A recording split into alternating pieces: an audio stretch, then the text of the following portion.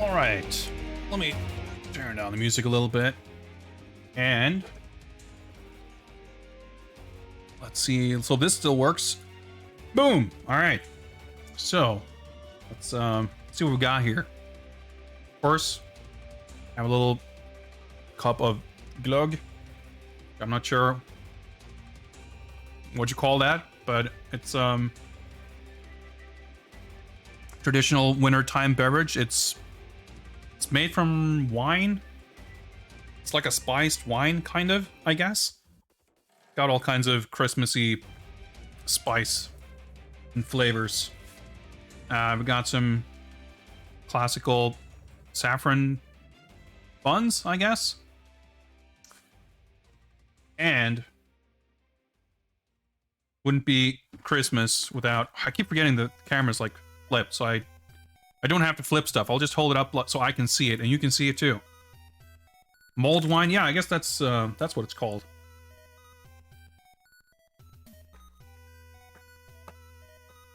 I was showing a little bit of restraint last year, not buying an entire box of these for myself, for the sake of the stream. But this year I figured, fuck it. Yeah, I've heard glue wine, but I wasn't sure if that's a... if anyone knows what that means.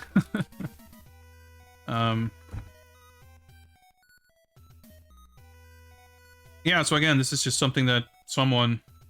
Well, Marabou, I guess, is like the resident Swedish chocolate company. Very successfully marketed as a necessity every Christmas, I guess. I'm trying to understand and learn where the camera actually is here so I can show stuff properly. But yeah, so you got all kinds of varieties. You know what? I actually don't even have to do that. I'm trying to remember and learn here. I can just do this. Check this shit out. Technology. Just do this, and you can more or less make out kind of shit we've got here. This is amazing. Let me just see if I can get the keyboard out of the way. There we go. Yep, you got, see what we got here. We got hallonlakrits, that's raspberry licorice. We got salt caramel, that's fairly self-explanatory, I would assume. Apelsintryffel, which is orange truffle. Jordgubbskräm, which is strawberry cream. Cocoa crisp. It's not like... It's not a word. But I guess it's cocoa crisp. I don't know. Lime. Okay. What else we got? Romrussin, that's rum raisin. Gräddnougat. Cream nougat. Nöttryffel. I guess it's truffle. It's like hazelnut truffle. Pärlnougat. Pearl nougat. I don't know. Kokoscola, which is coconut caramel. Likörtryffel. Oh, that's delicious. No one likes that. It's a liqueur. I don't know if you call it truffle. Like, it's not... I don't know. But I guess that's what it's called in Swedish anyway. And höstnougat, like fall. Like the season, fall nougat. It's like coffee flavored. Efterårsnougat, I guess it's called in Danish, Norwegian, something like that.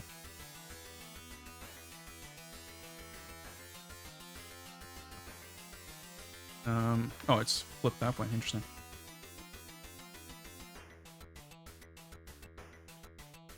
Oh yeah, because you, of course... Well, I keep flipping. Yeah, we got all the here, too. But that's even more inconvenient. All right, and... All right, it's pretty strong smell. Makes it sound negative. What's the word? Fragrance? I don't know. It smells nice. What a treat. Yeah, this is too much for one person, but that's fine. It'll just... Well, I was going to say it's going to last me a while, but it's probably not. I'm just going to eat it. Like an idiot. So they usually, like... a lot of these didn't exist when I was a kid. And I'm trying to see... I'm not sure if any of these are, like, new for this year. They don't necessarily change it every year. But the salt caramel is definitely a recent addition.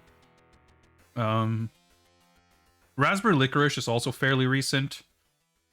I'm definitely, I miss, I remember it was a controversial situation when Trilling Nut was removed, the triplet nut, because it was like 3 whole hazelnuts, but it was, I guess, too expensive. That's kind of the only one I can actually think of off the top of my head that's missing. I mean, I guess it's hard to remember exactly when you have them at one time of year.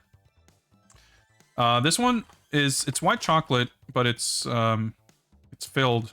Oh, it's gotta.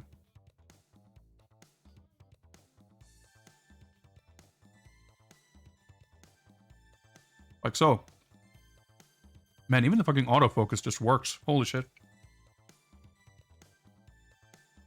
Shoutouts to Lord Goaty for pointing me in the right direction of getting Droid Cam set up. To use my phone as a much better camera than my camera. It's a little bit of an inconvenient setup for me. Or it's a little, like, it's not a great permanent setup, but it works. It works well enough. I was able to borrow a stand thing that I've, like, awkwardly hung up on my monitors to hold the phone. And it mostly kind of works. Yeah, I have an old phone that I'm definitely curious to see if it runs... Like, if the phone runs well enough to at least, like, run, I might use that as a slightly more permanent solution. Right now, I have a USB cable kind of dragged across, like, it's super in the way. I would need a better mount for it. But it's really nice to be able to have a proper dedicated camera.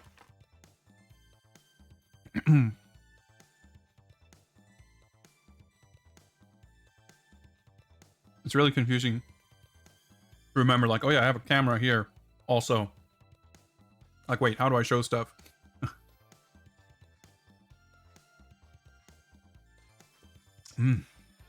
But yeah, Glug is not necessarily for... it's more for this stuff, right? Man, this looks so vibrant. Yeah, these are probably not baked today.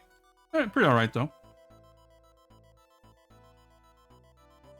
They weren't overly generous in the saffron either, but I guess that's not surprising either. Yeah, I wish I could say... I wish I knew enough about baking to tell you anything about these, but... They're just, I don't know. Got saffron in them. They don't look quite so radioactively yellow in real life. I think that's just the color balance on my camera. And there's raisins in the dough, too. But yeah, like, gingerbread cookies and saffron buns is like the quintessential Christmas time fika. I should be careful not to gorge too much on this because I have to be able to actually eat dinner. Actually, I'll just break this in half. It is currently 3:43 p.m.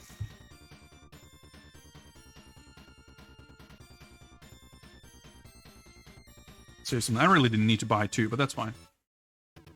I mean, when's a better time for a little excess than Christmas?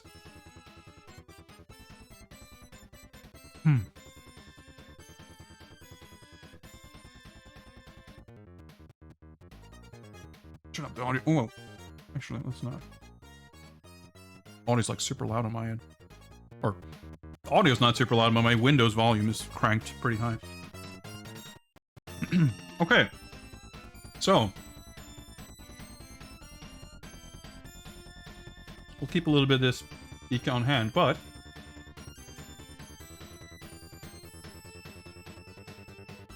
Let's open some presents. Let me just see if I want to change anything here. Yeah, we might be here for a while, so I'm going to update my stream. To, just chatting for a while. I guess we can, update this here. Move my keyboard out of the way to make room here. I have to lean all the way over here.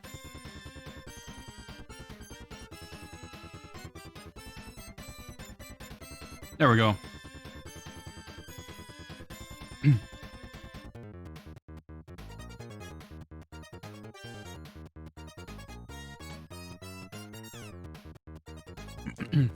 I guess we'll keep this on hand, but I'll move it out of the way.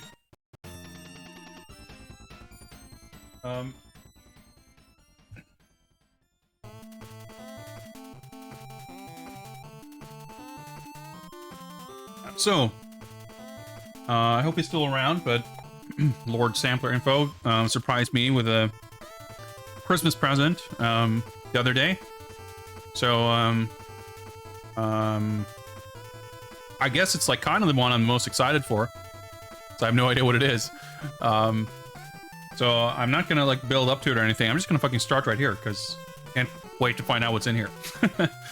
Let's do it. I've been assured here on the tag that there's stream-friendly contents in here, so we'll just learn together what that means. I am learning also that I guess I need to, or should, it's just good unboxing technique. I need something to cut something with. No box of PC98 porn. Well, you never know. I mean, I think this demographic would be quite excited for that. I guess that depends on your definition of stream friendly. I'm just gonna grab a box cutter or something. Right back.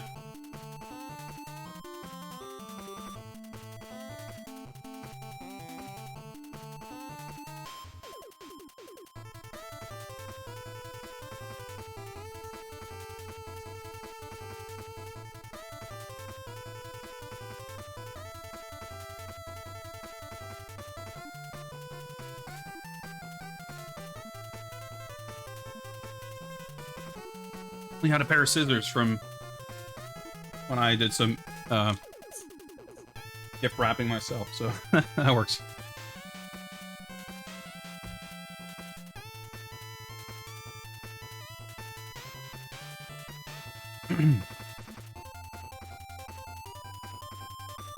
So there was some concern expressed that maybe what's in here is something I already have, which I don't know. May or may not be, but I appreciate the thought, of course, regardless. But let's see if we can figure out what's in here.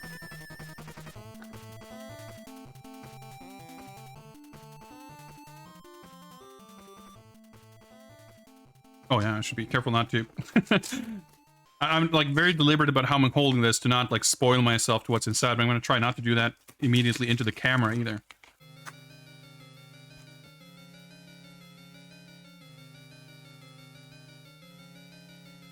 Huh. HDMI, HDCP.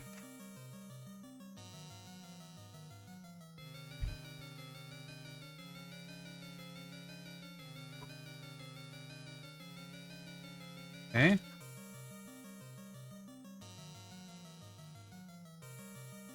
This seems like something way more, a way bigger and insane thing than I would have expected, but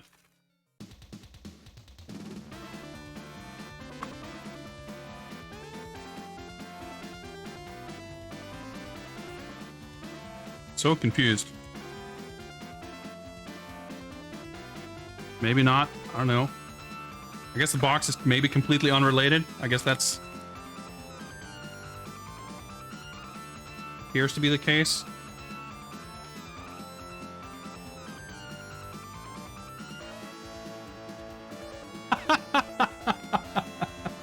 Holy shit. Alright. It's a complete run of Marvel's Double Dragon comics. Alright, that's not what I expected at all. That's pretty sick. Video game stars and their comics debut. Yeah,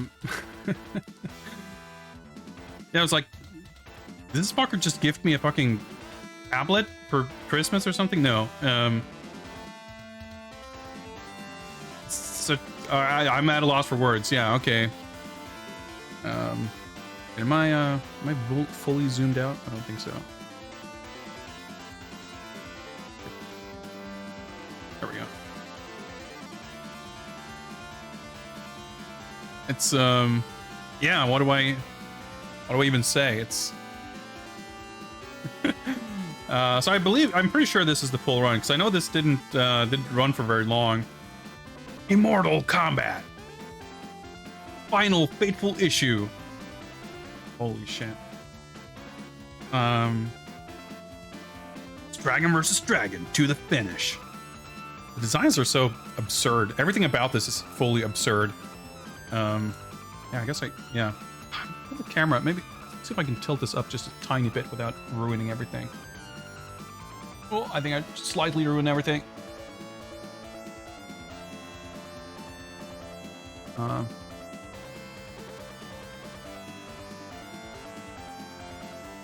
Yeah, so, I mean, this is as good a use as any for our new camera setup here, as soon as I can learn how to make use of it. Yeah, first one. There's an ad on the back here for Laser Invasion, published by Konami. I'm not familiar with this at all. What the heck?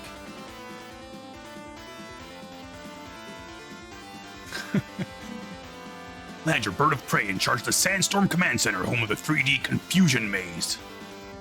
3D Confusion Maze does not sound... I mean, it doesn't sound inviting, which I guess is arguably the point, but, Konami unleashes a combination all-out aerial assault and gut-churning ground blitz for your NES. Its name, Laser Invasion. Target, Chic Toxic Moron and his earth-shattering Techno-Scorch missiles. That sounds pretty good. Yeah, so I've seen bits and pieces of this comic. I'm familiar with it. Zoom out a little bit again. Yeah, the camera positioning and framing is not ideal, so it's hard to get it like quite right here. But Anne, what's up? Merry Christmas. I I just unboxed a Christmas present for a good friend and coworker, which I think you'd appreciate, Anne. It's the full run of Marvel's Double Dragon comic from the 90s. 1991, I guess, because there's a nice little Captain America 50 years thing. I can't really show it very well, unfortunately. Here we go, maybe. Yeah, I don't have a lot of like loose issues like this. I have a couple, but I guess you may or may not be surprised to learn that, to the best of my knowledge, this series was never collected in a trade. So this is what it's going to be. I don't know. I'm at a loss. This is amazing. Stream friendly contents indeed. We are definitely going to have to be taking a closer look at this. Like we can see if we can do a proper community read through. Yeah, sure. This first issue does not have a. Well, I guess that doesn't make any difference one way or the other. But there's no like card back thing here. In the interest of, wow, I guess it's some vintage, extremely yellow tape. I guess you can't really see it, but yeah, these have been back for a while, I guess. I would feel compelled to scan these, but I'm sure you can find scans of these on the internet. Do feel compelled to be at least a little bit careful with it, though.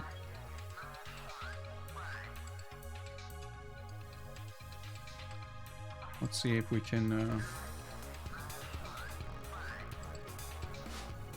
Well, I mean, let's give this a try here.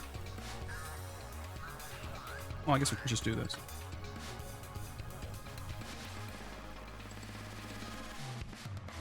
We're very nicely wrapped here. Let's see if we can. I'm still like trying to figure out how to do this properly.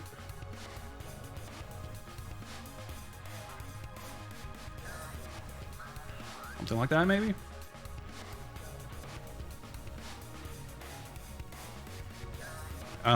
This is, I don't know, not literally the first time, but I'm definitely not very familiar with flipping through loose issues of American comics. I mean, like actual American published.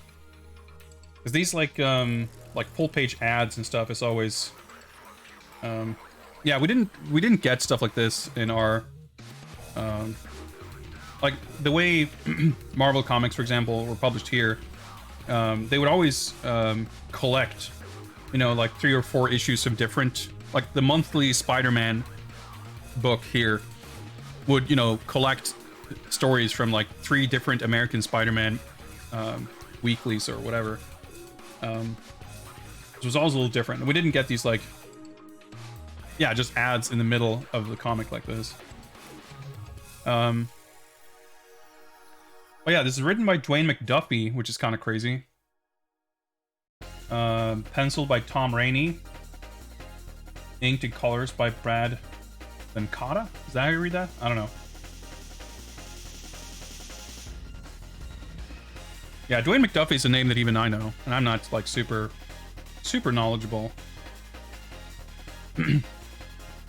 How's the paper? It feels like fucking tissue paper, basically.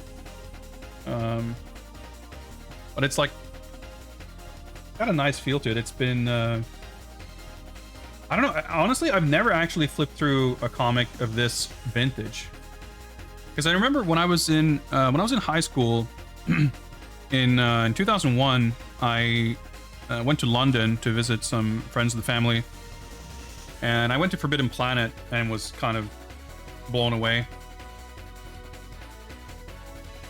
And I bought some loose issues. Like I bought some like Hong Kong comics, actually. I bought some like Capcom vs. SNK and KOF comics.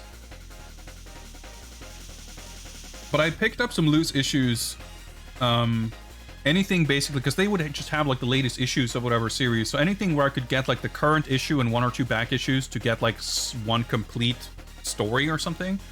I think I picked up a few issues of Danger Girl, maybe something else, I forget.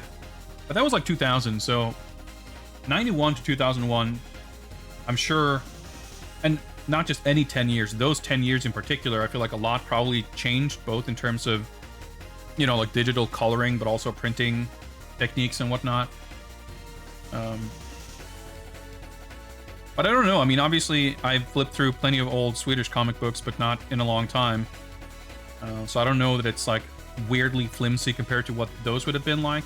Of course, the issue itself, like they're thinner, and the cover isn't much. I mean, it is a different print, but or like print stock, but I mean, overall, the issue feels flimsy, but it's mostly because it's so thin.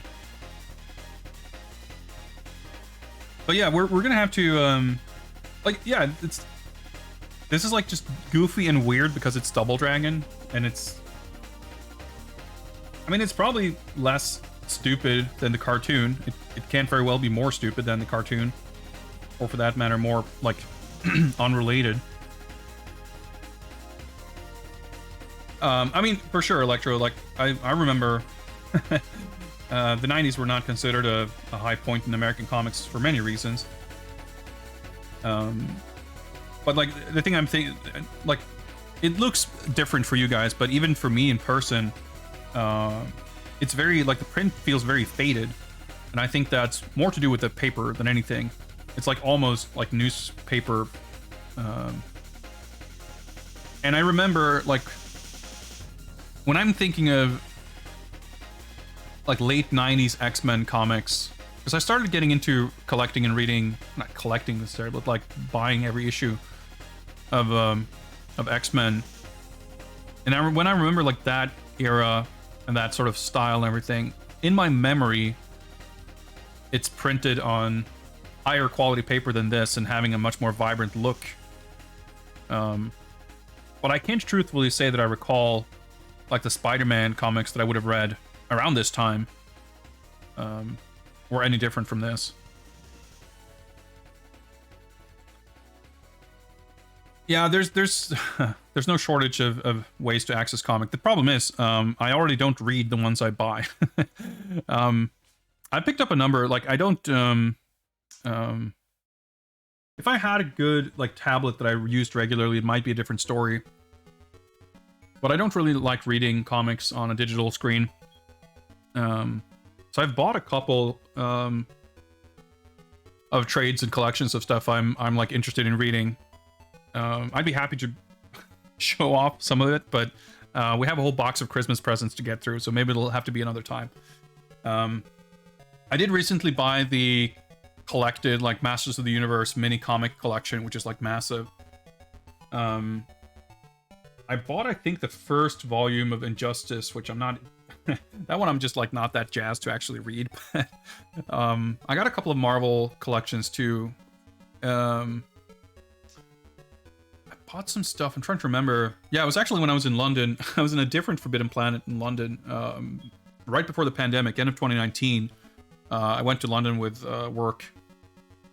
We went there for like a little celebration thing, and I ended up picking up some stuff. But yeah, that's the thing. Like, I like reading comics. I haven't followed or read current comics in a long time, but I typically prefer to buy collected volumes or trades. And it's usually kind of easier to sort of come back to after the fact and just pick up, like, you know, based on recommendations, maybe what's a good arc or what's a good collection to get into, and just be able to read that as a kind of self-contained thing. Anyway, this was amazing. I'm kind of blown away. This the question of whether I already had this in my collection feels like a legitimate concern, because it could have been, but it's definitely far enough outside the stuff that I usually go for that it legitimately would not have crossed my mind to look into buying these for myself, which is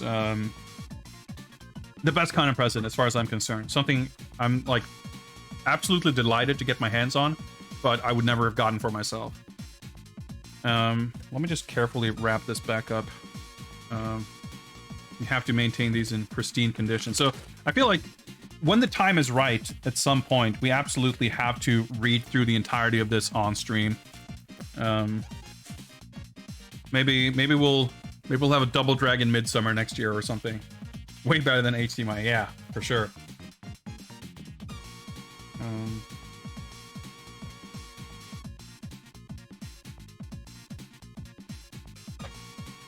Okay, I'm not sure how this was packed exactly, but oh yeah, it was, well, whatever.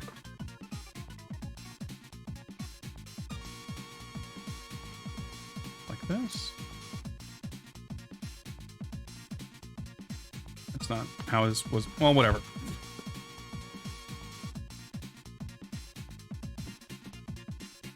Oh, there, this was here, okay. This'll work. Yeah, that's the thing, though. I don't have, like, a...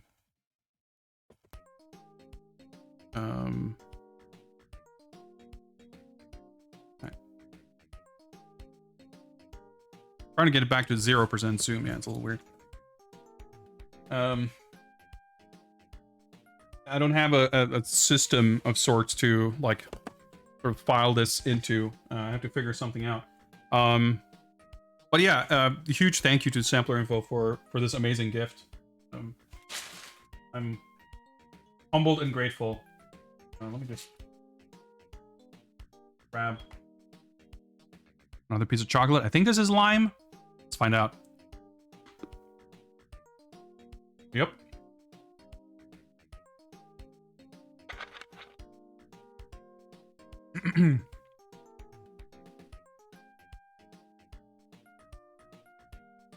All right. Oh, that's intense.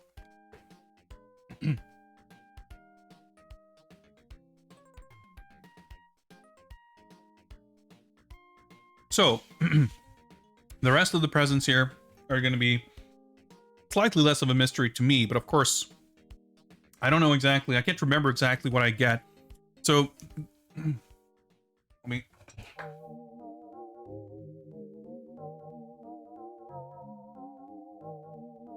This is what we got right here.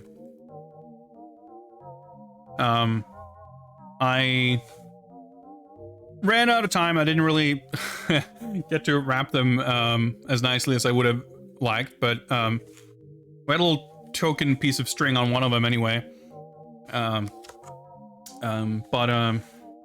Get into it. So this is stuff. This is the box of stuff that we can't even say we ordered or looked at least. After Black Friday, going through the we were browsing Surugaya looking for old books and games and stuff, because they had their Zen Market had their Black Friday campaign with reduced service fees. So I was like, oh yeah, let's take the opportunities to buy stuff. And I got here last week, or no, beginning of this week. So just a few days ago, I just with enough time to hastily wrap them up. So we're just gonna basically grab this stuff and see what's inside. I guess I should keep some kind of tally somewhere. The way we usually do. I don't have a thing prepared here really. Actually, fuck it. Let's not bother with that. Okay, so zoom in a little bit, maybe. Whatever. That's probably fine. So, okay, feels like a book. I'm just annoyed because the camera's definitely not like positioned the way I would want, most comfortably, but that's fine. We'll make it work. It's still an improvement from earlier unboxing streams.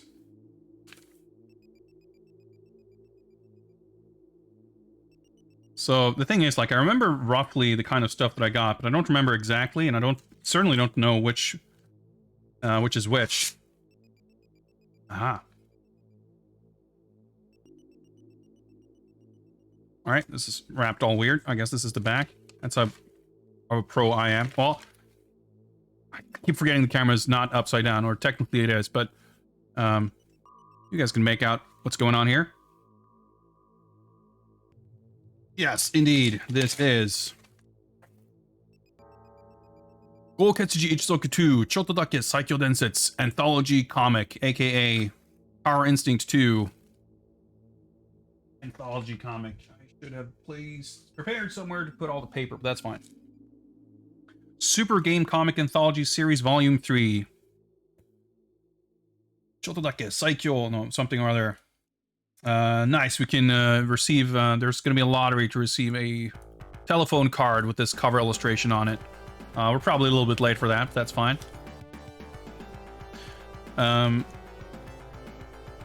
So as usual for these kinds of collections, we got a whole list of authors here. We got some illustrations here too, it looks like. And of course, there's not going to be most likely a lot of names that I either recognize or read. But that's fine. It's fine. Let's take a look.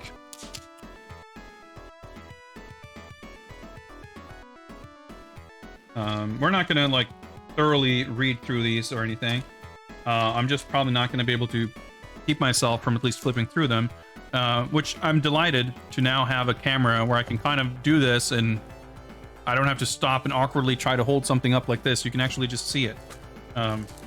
Which is kind of, that was my, basically, what incentivized me to try to set this up. And looks pretty functional as far as camera setup goes.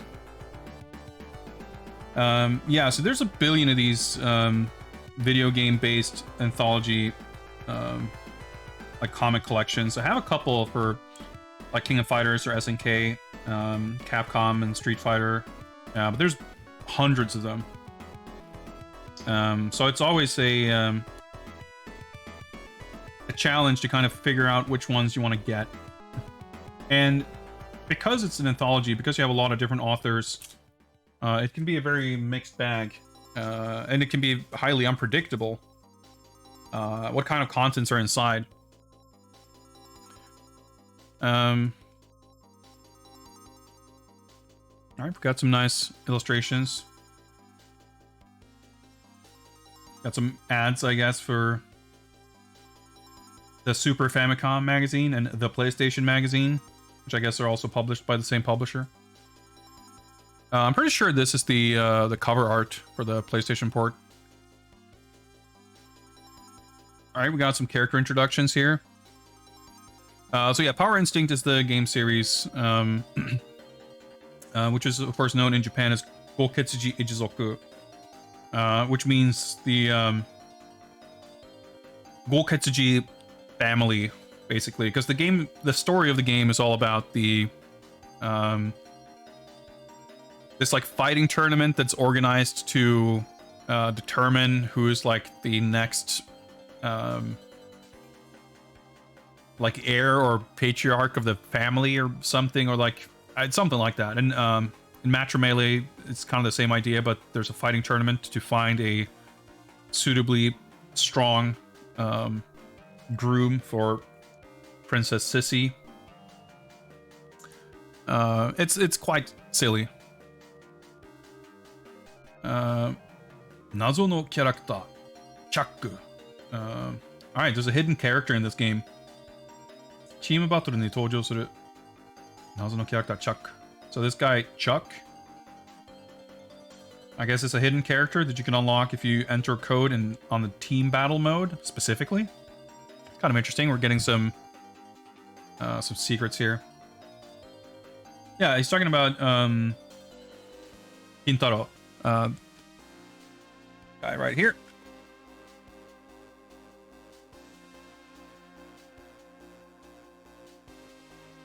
That's pretty sick. We got some fan art. So I'm guessing this probably... Chotodake Illust Gallery. You would see this kind of stuff often in magazines. So because this is, as a lot of these kind of books were probably published by, I guess it said SoftBank Comics.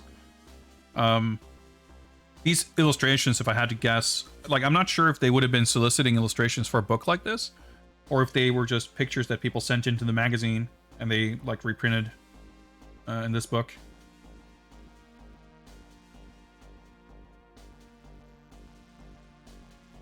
Shou Mahou Shoujo Densetsu Magical Clara. Yeah, so Clara, or Clara, she transforms into Super Clara, which is this...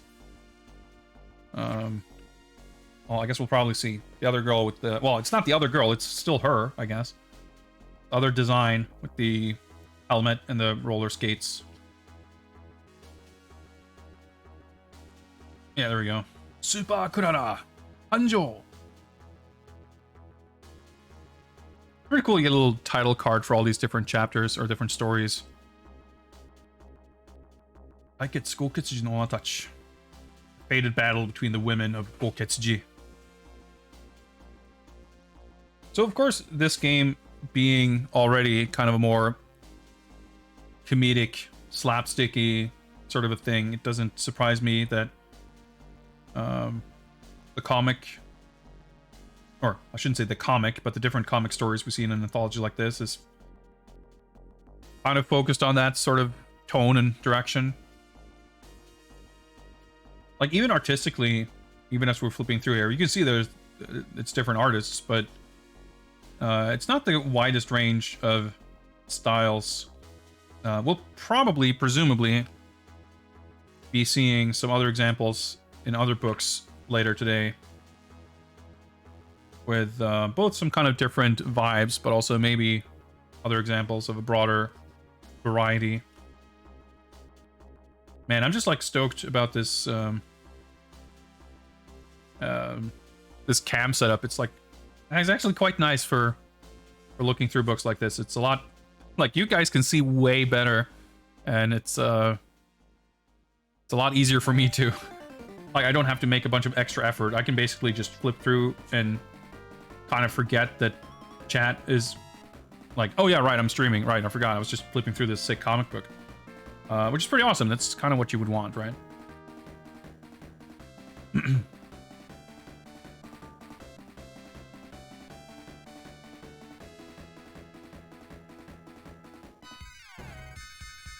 Of course, I think Clara was in the first game, but Super Karate and like the transformation stuff was a bigger deal in the second game. I mean, she was like right front and center in the key illustration stuff, so it's unsurprising that a lot of the comics would feature her or kind of focus it. Like, it's kind of interesting too when you see like a lot of these broader, you know, you have these collections based on Capcom fighting games or even Street Fighter and stuff. You can kind of tell like whether something came out in like 1995 or 98 or whichever year. You can kind of get a little bit of a time capsule sort of sense of like what were the more popular characters and what was going on at the time. Because, you know, whoever drew stories stuff for these books, they would presumably not be, you know, instructed to draw anything specific, like based on a particular script or whatever. They would probably have pretty free hands to draw whatever. So they would kind of go with what they would be interested in or whatever would be popular at the time. So it's pretty cool. All right, we got some presents that you can get, I guess, if you send in some voucher or receipt of some kind. Well, there we go. There's the Power Instinct 2 anthology comic. Superb. Rage, thank you very much for the follow. Appreciate it. I'll just put that over here, I guess. Remind streamer to hydrate. Thank you. Use it. I'm just gonna lean over here because I have this box of chocolates right there. I'm just gonna take the opportunity. And I'm starting to get hungry, so I'm just gonna eat a bunch of chocolate instead, which is a terrible idea, but that's fine. Let's have the liqueur.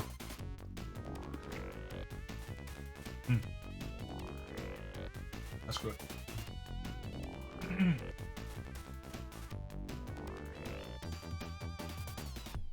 Okay, we got a similarly shaped package. See, what we got?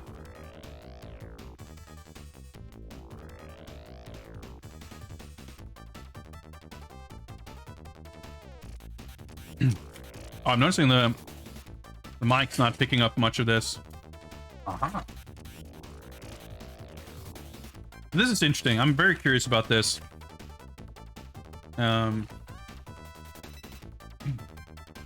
This is, of course, Roll Denset's Fatal Fury comic anthology series 2, something or other. Let's get rid of some of this plastic. Wow, it's wrapped quite diligently.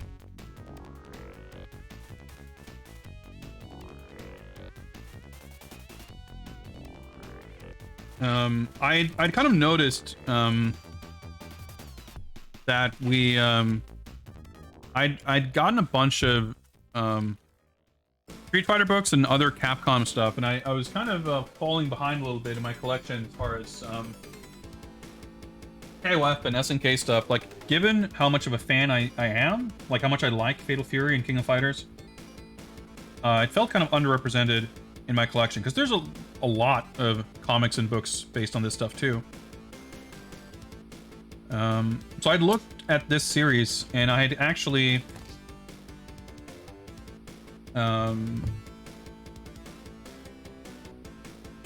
passed on buying one of these because they didn't have like all of them, and eventually I said fuck it, because you can see here this is round 2. This is the Amusement Anthology Series Volume 6, and this series has a bunch of books based on different games,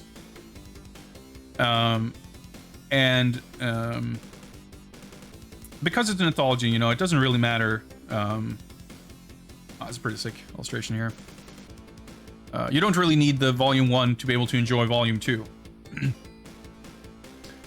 This shit released for like 1,000 yen back in the day. Like, this is a pretty decently sized book. Well, I mean, I guess I paid less than this.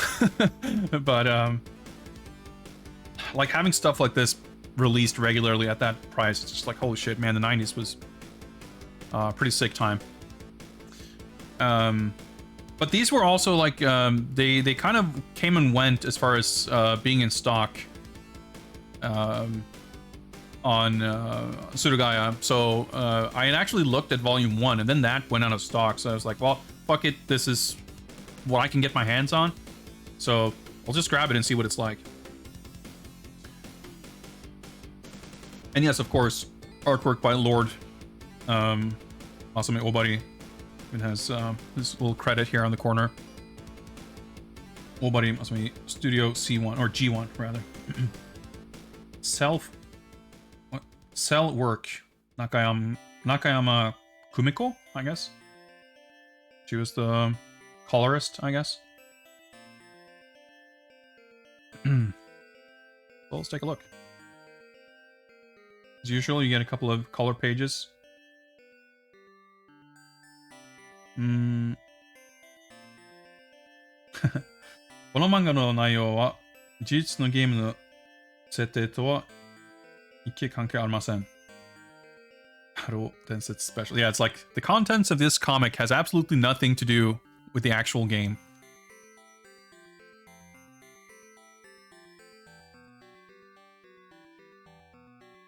All right, let's kind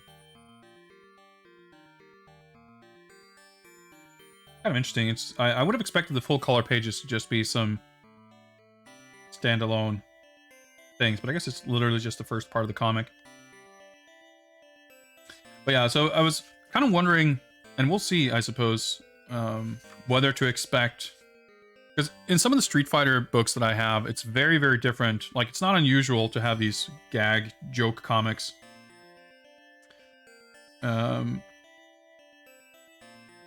But you know, in some of them, they're like super hardcore, like action martial arts comics. I was kind of curious to see, you know, sort of where on that spectrum this book would fall. And even then, there's nothing to say that other volumes of this same series would be similar, because again, like, it's going to be all different artists and different stories. This this Billy Kane face, it's quite the face. All right, we got some action fighting scenes. So this is all like based on Fatal Fury 1, with the designs at least. Then Mai shows up because, I mean, of course, he's going to be a pretty popular character at this time, I would assume. So given that this had Obari artwork, yeah, there's a copyright 1991 on the cover, but that's, of course, oh, where's the camera? That's when the first game came out. Curious to see information. Yeah, this first print edition, December 30th, 1993. Well, that checks out, I guess, timeline-wise.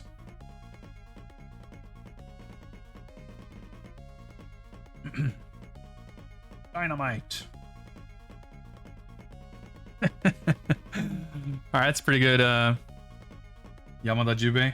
Already, like, this got a way more sort of gritty art style in this one. I'm a big fan of that sort of style as opposed to... I mean, I like, you know, these joke comics. They can be quite fun in their own right. But they're not as cool as this shit.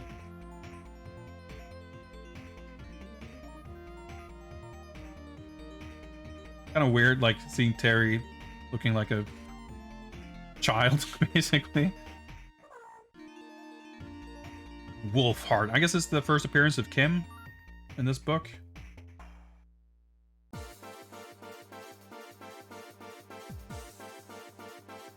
His sons show up here already, too.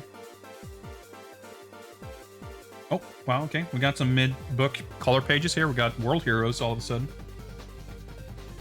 I mean, fine by me. I mean, this is pretty alright. Yeah, that was Jean and Yoko from World Heroes. Haro Densetsu Extra, Aratanaru Kyotek. I guess this is just a full-on World Heroes crossover comic. Or maybe that was it. Yeah. Art's pretty awesome. I'm trying to determine if that's Joe or... Yeah, no, that's Hanzo, I guess. Because here's Fuma. Or maybe that was Joe.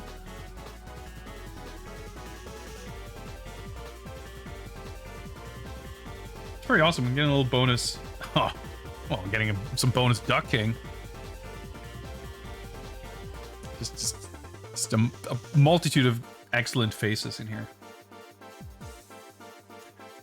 I'm a little concerned with how well my cam setup is working, because I'm going to find myself basically wanting to just skim through the entirety of all these books, and that's going to take forever.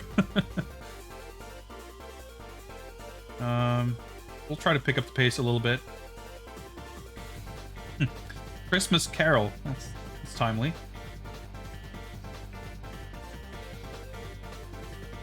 Yeah, this is a neat book. I'm definitely enjoying this, but I will say it's on the overall like scale of sick books that I've been able to acquire. I'm enjoying this more. Oh, holy shit! Okay, I'm more into this than say the World Heroes comic. That was really bizarre. But in terms of like the art style of the particular artists, there's much less of this book that like has me totally blown away and like, holy shit, this is sick, the way I was with some of those Street Fighter books. But having said that, again, hard to know what to expect. You know, every now and then you get shit like this, which is awesome. I wouldn't be discouraged from picking up the other volumes from this same series. Because it's still a pretty cool book at the end of the day. Yeah, keep in mind, like, well, I guess Special was out, but I was going to say, if this is primarily based on Fatal Fury 2, Geese was not in that game. He was, of course, added back in Special. Man, this art's pretty sick.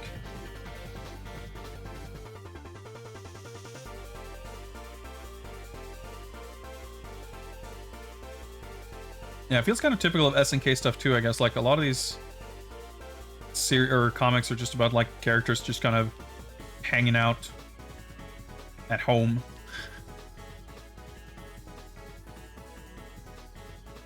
Huh. There's this inside interview. Yeah, it's pretty cool. It's an interview with Obari.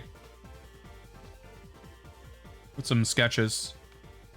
He of course directed the motion picture, which I have not seen. I haven't seen any of the Fatal Fury anime stuff. But yeah, there you have it. Gato Densetsu Round 2. It's interesting that it's not specifically billed as Gato Densetsu 2 or Gato Densetsu Special. It's just Gato Densetsu in general.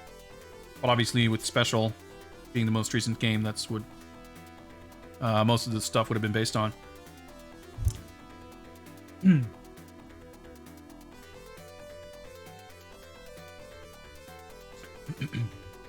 All right. Let's see. Let's mix things up a little bit, shall we? Got a little different form factor here. Oh, I'm getting tired. I haven't even eaten dinner or anything. I'm still already getting tired. Maybe I should. I don't know. We'll work on that. I've only been streaming for about 4.5 hours. We've got 7.5 to go, according to my loosely defined schedule. So we'll be all right. I guess my bigger worry is that I'm losing my voice. Well, whenever I do take an intermission to eat dinner, I won't be talking as much, so I'll save my voice for that. But I'll try not to yell as much, and maybe that helps. My microphone's literally right here. You can hear me just fine. We have climbing to do as well, for sure, for sure. Well, let's get through more of this.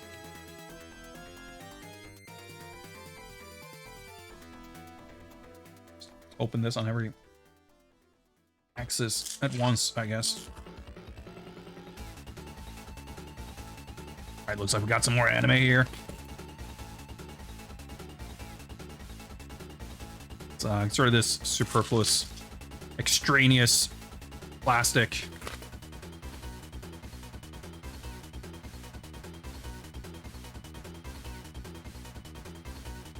for this too.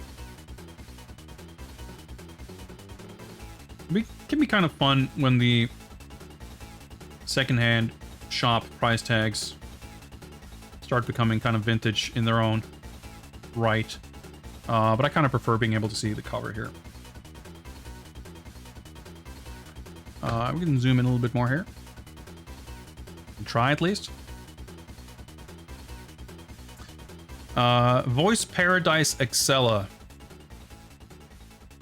So, yeah. Well, of course, you got Pseudo Guy app sticker also.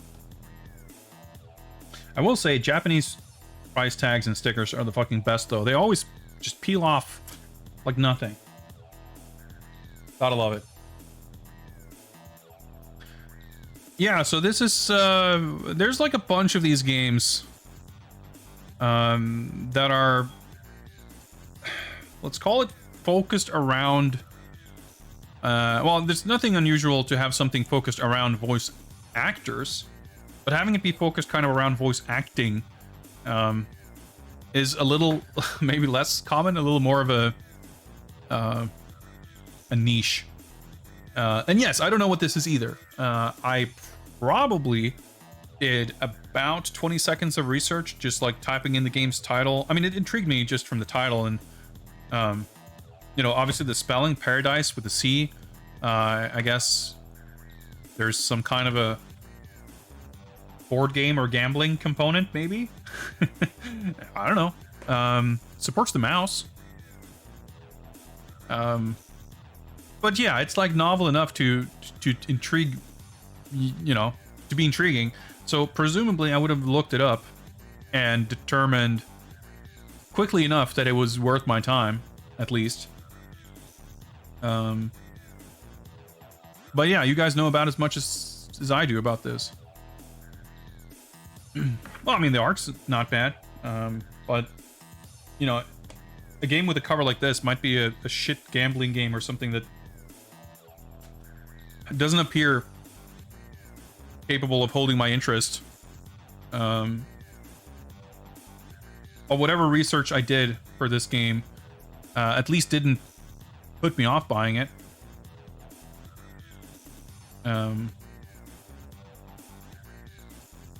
So I don't know if we'll. All right, game story. I'm trying to remember if I.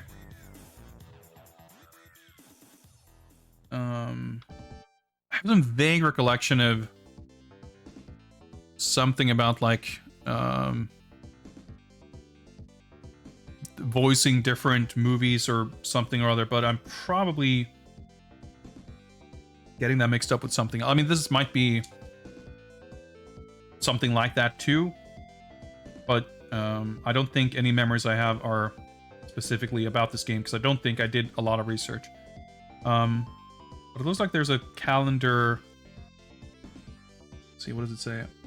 Pulse.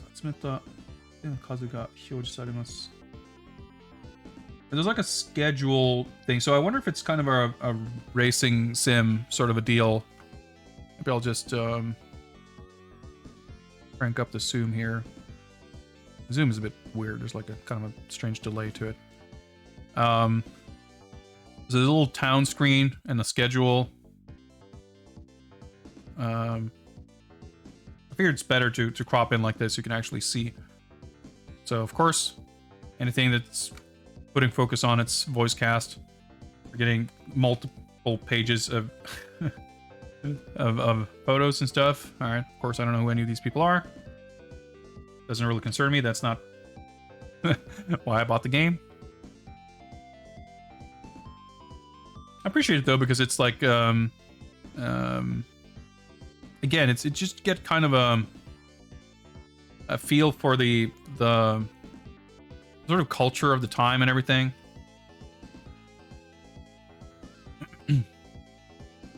Character introduction. Oh yeah, Sampler. I'm sorry I timed it just for you to miss it. But rest assured, I was really blown away, and that was an amazing present. So thank you so much. We will definitely have to look through those Double Dragon comics on stream in the future. As I said, which you maybe have heard then, that I was it was a perfect kind of present because I would literally not have thought to look into buying those issues. But having been gifted them, I'm absolutely delighted to have them in my collection. So thank you very much once again.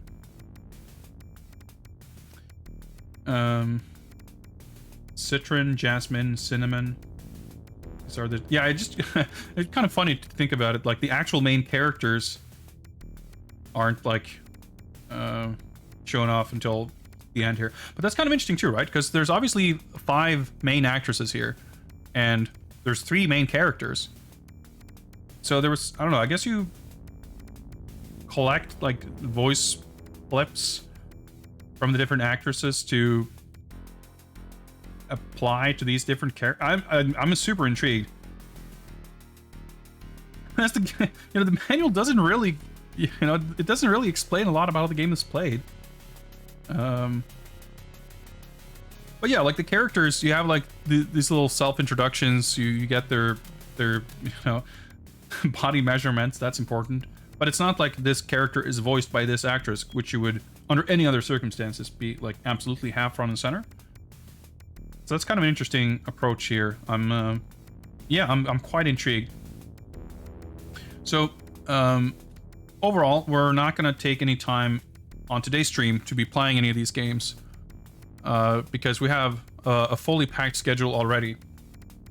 However, pending how I feel at the end of today's stream / when I wake up tomorrow, you know, normally I have a Saturday stream scheduled from 1 p.m. I've got 2 of these questionnaire cards for some reason. Alright, sure, why not?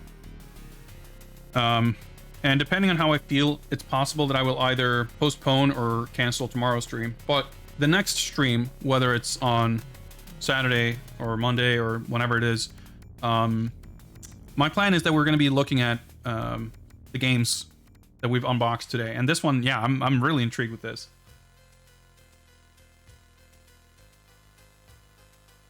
Let's see what's next.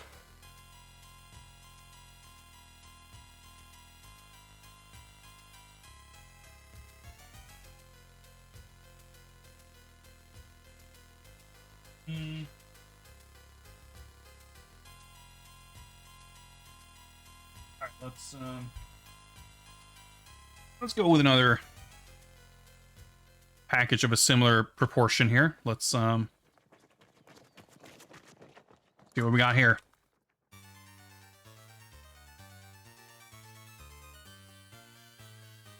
Haha.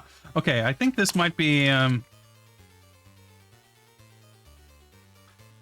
might actually be quite quite related. What's the word? It's kind of well, we'll see. Okay, not quite. I'm just reading the tagline on the back. Let me get rid of this extraneous plastic, and I'll introduce this properly. That was upside down, but that's fine. Where's the fucking end to this? Or the beginning, as it were.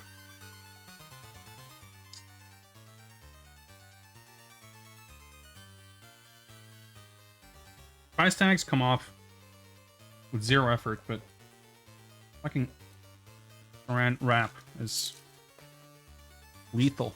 There we go.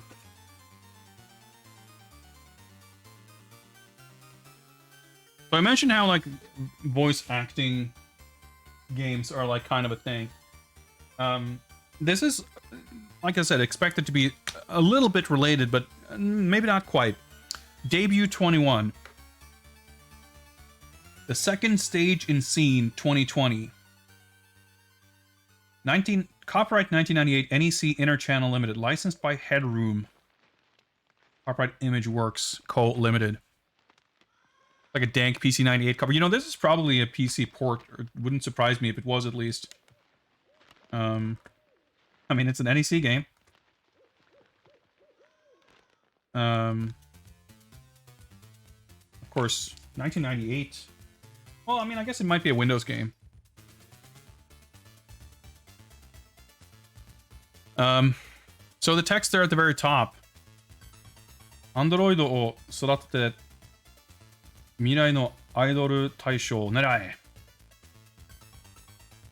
Basically, raise your android and aim for the grand idol prize of the future. So this is very much a racing sim, in which we are apparently racing an android to become the top idol of the future. So we got realistic motion capture with the mime system. Characters can smoothly change facial expression. Yeah, so we gotta like go through lessons and everything, learn, raise our stats, improve all kinds of things. 名前は愛。神崎愛だ。My name is Ai Kanzaki. Yeah, look at the background. It's gonna be kind of hard to make out with this quality, but you can kind of see we got these like android body schematics. Pretty cool. Let me zoom out a little bit.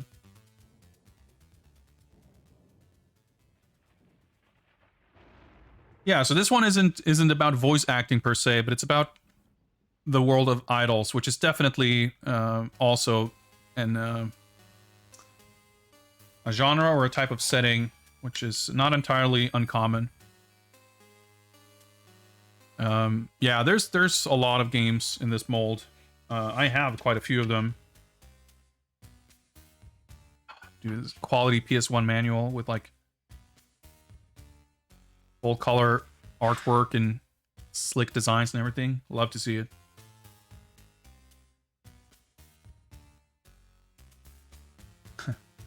It's got our own like RoboCop maintenance chair. Being like absurdly zoomed in and there not being that much light, the quality is pretty decent. I'm pretty thrilled with this whole cam setup. It's definitely paying dividends here.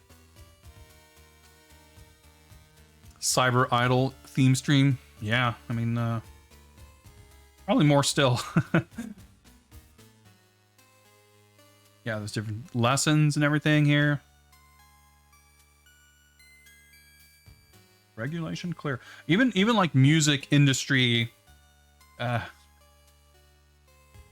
type sims, because there's that Sold Out we played. I remember that game being kind of buggy and started crashing and stuff, but it's a game where you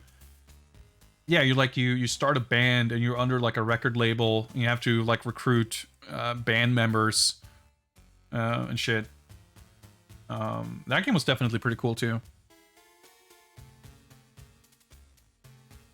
Yo, what's up, Aquas? Mohai Christmas to you as well. We're looking through some Christmas gifts, and are currently skimming through the manual for Debut 21, an Android Idol racing simulator. Hardware class level. Yeah, we gotta like fucking upgrade the hardware in our Android. That's pretty sick.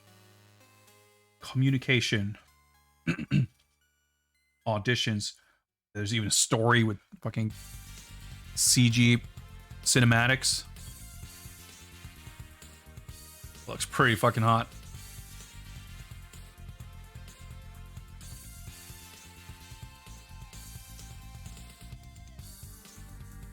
Kansaki Ai. Alright, so this is the main character.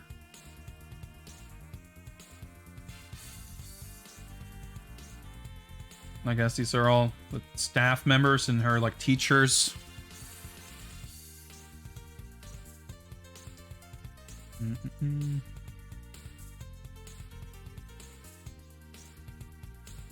Yeah, she's got like a singing teacher, a dance teacher, and an acting teacher. Oh, these are all the rivals. Oh, sick. These are all the different idols that we have to compete against. Pretty cool.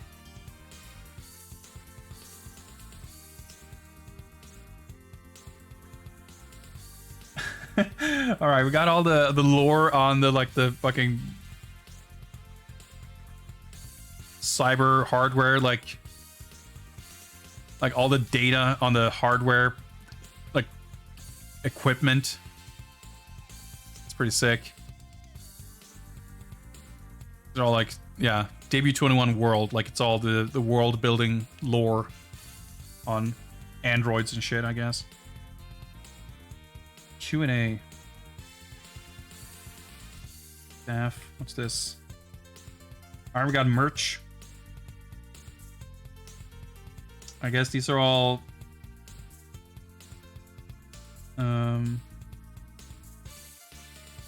these are like CD singles. It's a little hard to parse here whether, like, because it kind of says like you can get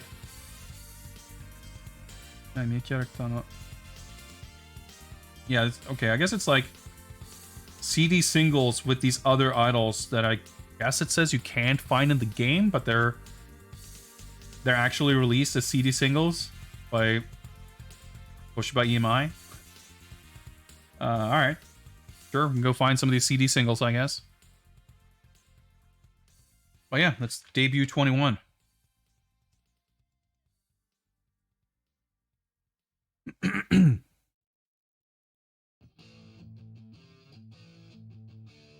Had a better 2019 than we did. Yeah, I suppose so. Maybe most alternate timelines did. Let's grab another Aladdin chocolate here. Remember, I like, what's this one? Oh yeah, salty caramel. Yeah, this used to be a different one, I think. Like the same shape. Used to be a different kind, I think. Now it's salty caramel. Yep. Not bad. Yeah, so for those who missed it, this is highly traditional. This is like tradition since 1939, it says. This is like the, like, if you celebrate Christmas with any sort of family type gathering, it's pretty much guaranteed that there will be at least one of these boxes figuring somewhere in the equation. Okay, let's mix things up.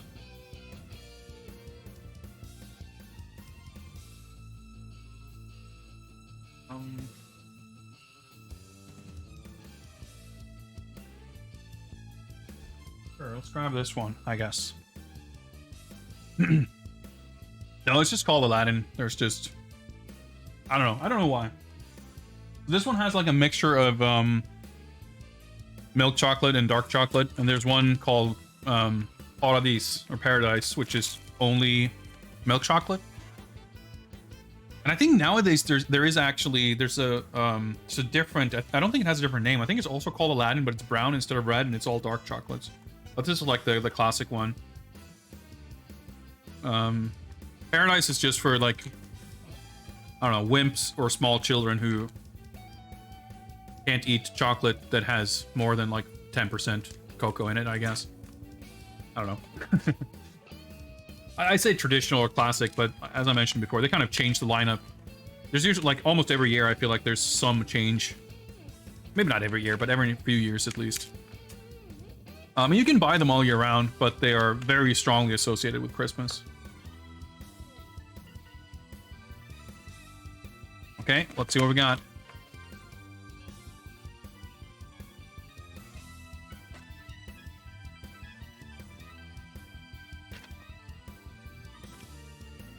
All right. So, we'll see. It's entirely possible that some of these may not be stream-friendly contents. I don't think this is the case here, but I just realized that I might have to exercise a little bit of caution when it comes to flipping books open on camera on stream here. But yeah, this is Cellular Automata Laboratory. Is, I guess, the name of the book. So I'm pretty sure this is just I shouldn't say, but this is a doujin book. This is not a officially released. I'm fairly certain that this was not listed under adults only content on the site, and there are no age warnings on the cover. Having said that, let me just move this slightly out of frame and flip through this very... Yeah, this looks fine. Yeah, it's a pretty hefty volume here. You see the spine is pretty thick. Anoe Yushi no Cellular Automata Laboratory. So I don't think this is a, well, it might be an anthology, but it's all by one artist, I guess? And dude, I love this shit. This, like mid to late 90s style. Yeah, I can see this, like, very much, it looks pretty, like the way Ju is drawn here, for example, it reminds me a bit, it's not like one for one by any stretch, but it's reminiscent of, what's his name? Who drew a bunch of Street Fighter manga. His name will come to me, I'm sure. It's pretty sick. Yeah, like, Darkstalkers were definitely pretty, like, anytime you see a bunch of Capcom stuff, from this time frame. Yeah, 1996. Like, Samurai Showdown and Darkstalkers, like, were definitely right up there with Street Fighter and KOF. Samurai Showdown arguably more popular than KOF, actually. Yes, Nakahita is the person I was thinking of, thank you. I guess I'm maybe supposed to say marriage.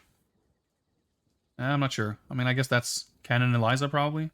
Actually, getting pretty strong, like, Tsukasa Kotobuki vibes from Eliza, anyway.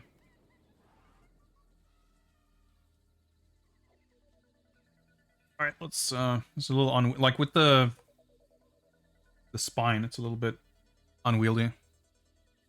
But already, like, I kind of like this Amariju. Okay, no, it's not a typo. Maybe it's advanced wordplay. I guess it's probably explained there, but that was a Street Fighter 2 chapter. This is Street Fighter 0. And all these, like, full-page artworks, so sick.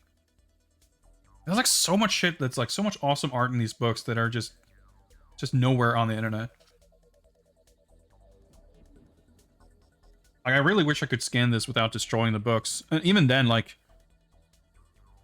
depending on what it is, I've definitely entertained the idea of actually ripping some of these apart to scan them, just because there's so much really awesome shit in a lot of these books.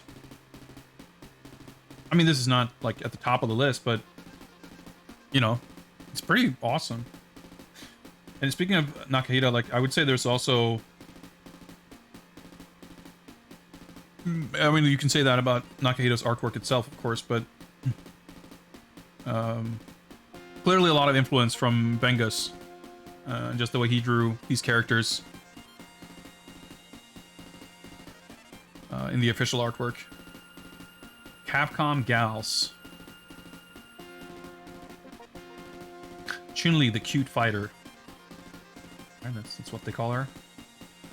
Rose, the mysterious beauty. So I guess it's just a little gallery intermission. And this, I mean, it's... Oh, dude, this artwork is fucking sick. Cammy, the pretty army. Alright. It's a pretty good illustration. I like it. Morgan, the succubus. I never cared much for Rose, but, you know, I can appreciate sick artwork when I see it. Alicia, the Catwoman. This is really nice art. I'm really digging this. See, this, like, these, like, pinups and whatever, they kind of make this book worth it in and of themselves. Comics looked cool, too. Lei Lei and Ling Ling, the Chinese ghost. Right. Try not to flip through all the other pages. If, okay. I guess this is based on something that I'm not familiar with. Hey, that's how it goes. Alright, we got a badass fantasy warrior babe. That's pretty sick. Oh, I guess this is, Shin Megami Tensei, isn't it? That makes sense.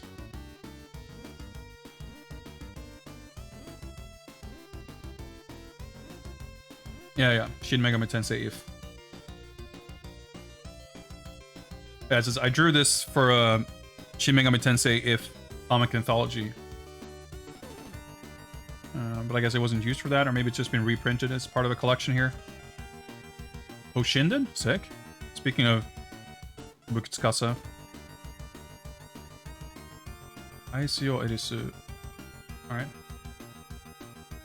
That's pretty awesome. So, I mean, it's entirely possible. I guess it's not... wouldn't be too unusual. Even. If I had to guess. That artists would have been able to reprint stuff that had been published or drawn for some other purpose, just to, like self-published like collection like this. Yeah, it says this was drawn for a comic anthology featuring Ellis from Toshinden. Oketsuji Ichizoku. Okay, we got more Power Instinct. Wouldn't you know? This is actually, I mean, from this book right here. Was it at the beginning or at the end? We'll see. Yeah, here we go. There's the picture right here. That's pretty cool. The first time I had that happen, I think. Just, well, I mean, I guess I only have to rip apart one of these books to get this particular drawing scanned. There you go. Yeah, this little isolated close-up too. The artist is Kanoe Yushi.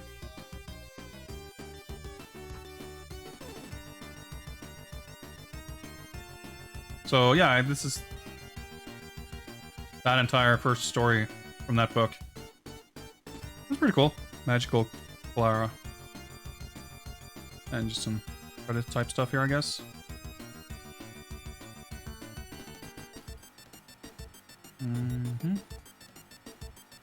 Alright.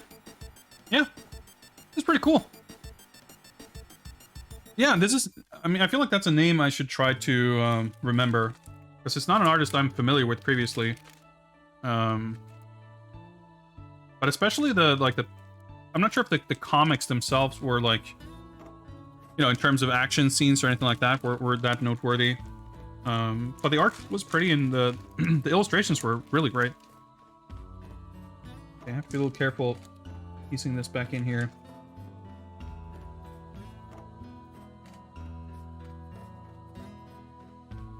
Try to avoid sticking that piece of tape on it.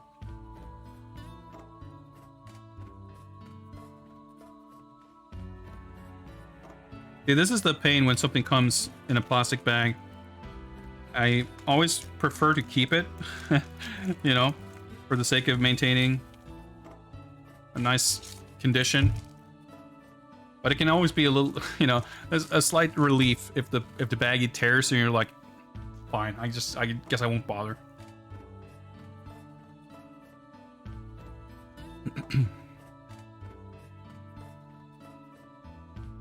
Okay, what do we got?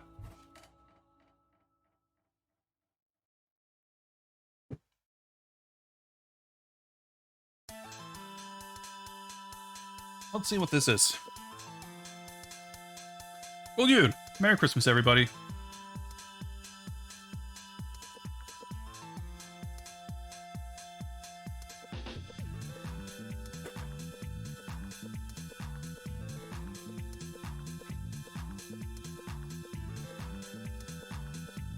Oh, right. I completely forgot that I got this.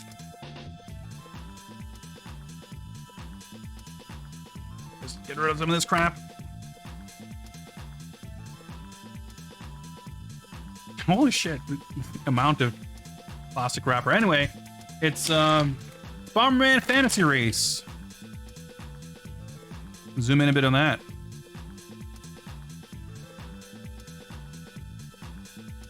Unfortunately, I cannot remember the gentleman's name.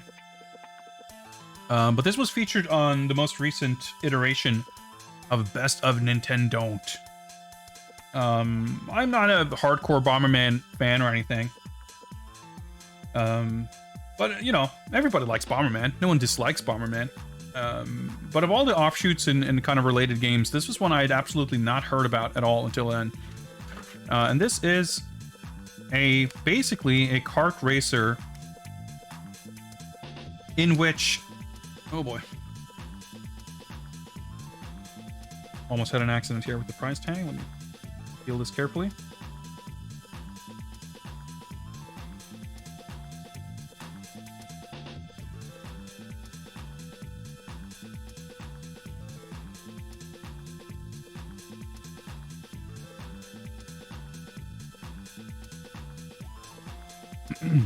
Anyway, this is a game in which you ride Louis and run around a track, and you fire weapons and use items and everything else you would expect from this kind of a game. And it actually seems really quite charming from what I've seen. No, I said everybody loves Bomberman. I didn't say everyone is morally obliged to have nothing negative to say about any Bomberman game ever. Everybody likes the concept of Bomberman. It doesn't mean there aren't bad Bomberman games. There definitely are.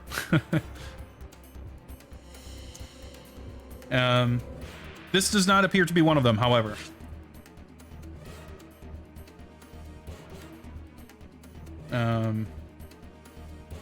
So this is actually a game, I mean, I've not played it, but I've actually seen it being played.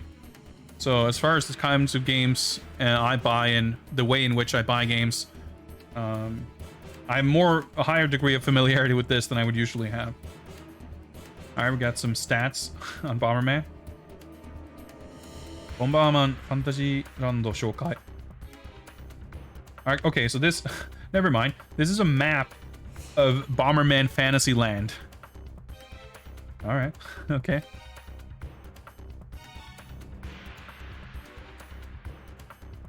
Louis and Tira. Okay, so there's two types of mounts. They're Louis and Tiras, as in Tyrannosaurus, I guess. Well, they're not quite Tyrannosauruses, but that's fine. Alright, we got White Bomber, Black Bomber, Mock Bomber, Boggler, Pretty Bomber, Soldier 15. And yeah, you know, you got controls, chops, tracks, modes. You know, kind of what you would expect. Time attack mode, Manebon. Alright, different kind of mode, I guess. I'm not sure if there's like a battle mode or something, but... Force introduction. I guess we get to see all the different tracks. Okay, we don't get maps of them or anything, but... 7 different courses.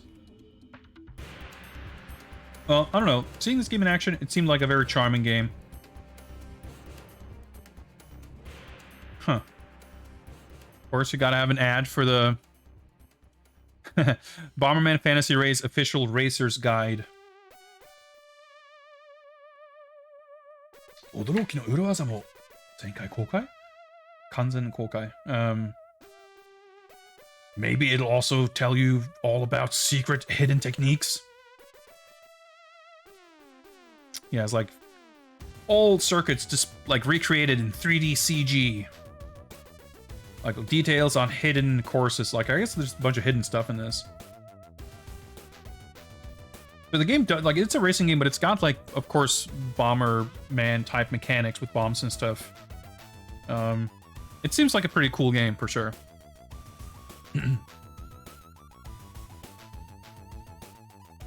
Yeah, Kashan Par, I forget the name of it, but Bomberman High 10, I think that was what it was called.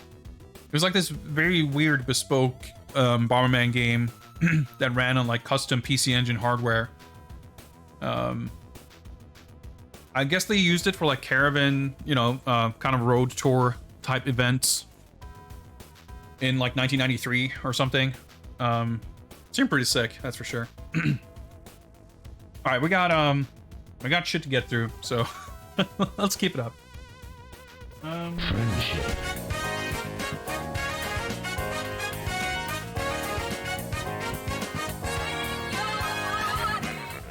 Yeah, let's get some friendly jaxophone to keep us company. Thank you very much for that, Aquas. Oh.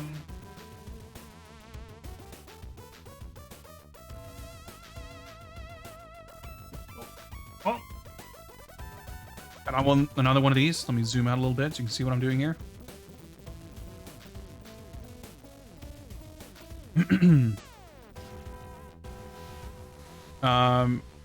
The song that we literally just heard, you mean from the alert? The music we're listening to right now is the Contra Hardcore. The alert was from Marvel vs. Capcom 2. I had to think for a second because I have a bunch of different alerts. All right, more. Well, spoiler alert. I was gonna say book-shaped things here. And hey, what did you know?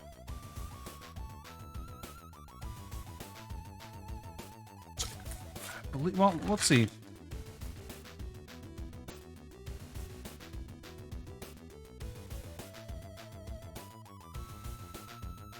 Hey, Vampire Hunter, another Volume 2. Vampire Hunter Fight 2. So much like the Fatal Fury one, this was one where Volume 2 was the one that happened to be available. So the one I happened to pick up. Of course, again, you got a long list of artists. Of course, Be Merry, being written all in Romaji, stands out immediately as an artist who was also featured in this one right here. I thought maybe it was on the other one. Yeah, there we go. Be Merry was featured in the Our Instinct book. But this, however, is Hobby Japan published Amusement Anthology Series 6 was this Fatal Fury 2 one. And they must have been at it at a pretty rapid pace, because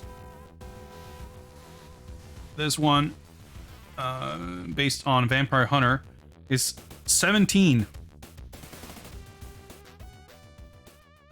So Vampire Hunter was what, 96? 95? 95, I think. The book might have been later, of course. Let's take a look. Kano Yushi's Twitter. All right, sure. Let's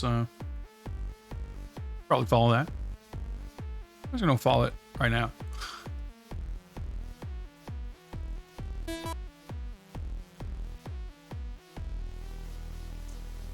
Where was I? All right. Zoom in just a little bit. All right, let's see what we got. So I'm curious, this being... Oh yeah, this is Itomami, who has done a lot of Darkstalker stuff and maybe some other Capcom comics and artwork. But I associate them with Darkstalker stuff the most, for sure.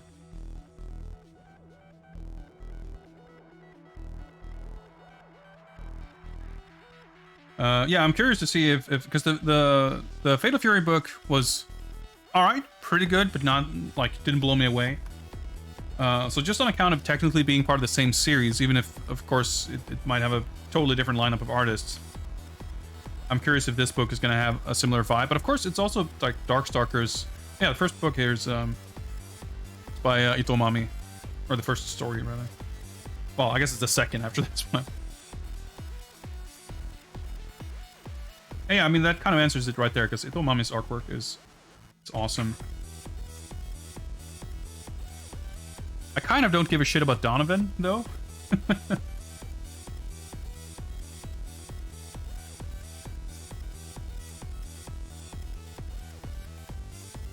Alright, everyone's just in high school, I guess. Sure, why not?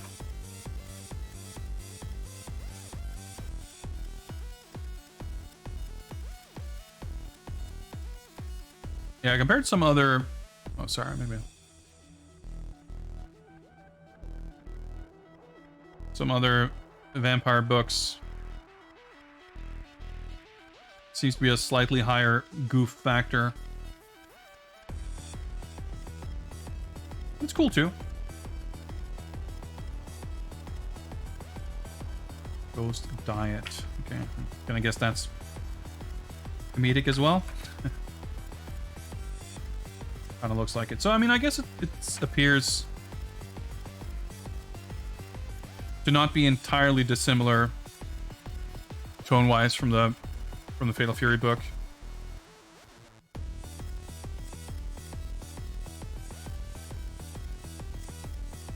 Well, there's Be Merry. I didn't pay attention to what story they drew, but yeah, I mean, you gotta, I guess it's, well, I don't know about got to, but you could conceivably at some point sift through some of these books and definitely pick up on which artists in particular you're a fan of and keep an eye out. I mean, obviously, that's something I could do at any given point. I could research every artist, because usually if you look up a book like this, you'll see a list of who's featured in it. But I kind of almost prefer to go in blind, or at least I don't mind doing it, and it's less work than actually researching everything ahead of time. But if you're concerned about picking up, like for instance, if I had done some research on the artist who drew that World Heroes comic, I probably would not have bought it, to be honest. You know, I would have realized that it's maybe not something I was that interested in. But on the other hand, if I had not bought it, I would not have been exposed to it. So, not all bad. What's up, Jay? Merry Christmas.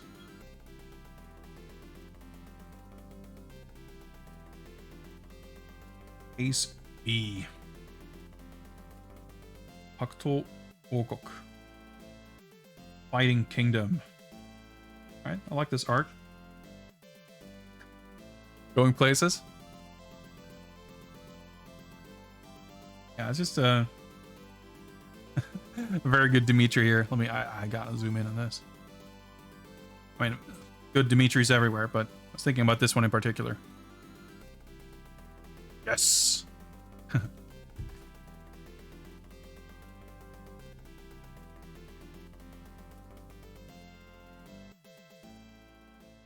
All right, let's pick up the pace a little bit. Yeah, Donovan was one of the main sort of additions. I think Donovan and Lele. Were those the only two new characters in Vampire Hunter? I'm trying to remember. I mean, Pyron was the boss, but no, Boletta was in Vampire Hunter, or Saber. She was not in the second game. Because the third game added more new characters than the second one did, I think.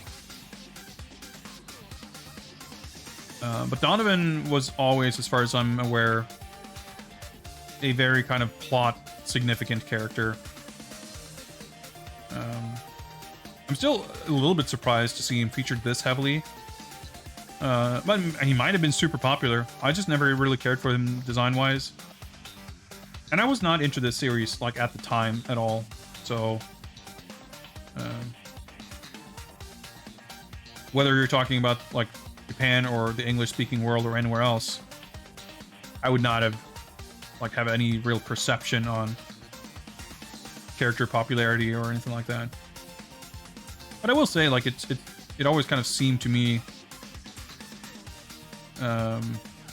I felt a little bit like an outlier, or, you know, an exception for not caring for him much at all. Not that I would have maybe perceived him as being the most popular, but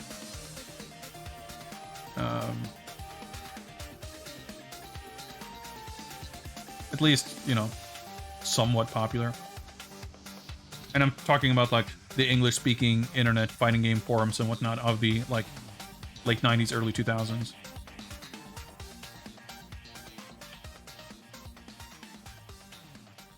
Another pretty good Dimitri here.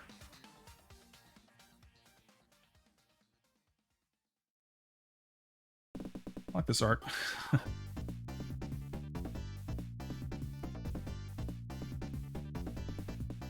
Yeah, I feel like Donovan is legitimately, like, the most consistently featured character. So I'm surprised. Like, it's not uncommon when you have games like this and there's a sequel that, like, to seeing one of the new characters featured prominently. But I would have expected Lele to be that character for this game, and not Donovan. It's a little bit surprising, frankly. Pretty alright book. Nothing nothing mind-blowing, but it's alright. It's alright. Of course, I did the exact same thing, or the exact thing, rather. Alright. Stuck this fucking tape. Oh, I can't even really show you. Ah, this tape here. I have to be really careful to peel off here. It should be fine, but a little piece of stress I don't need. God, how fucking long is this piece of tape? Jesus Christ.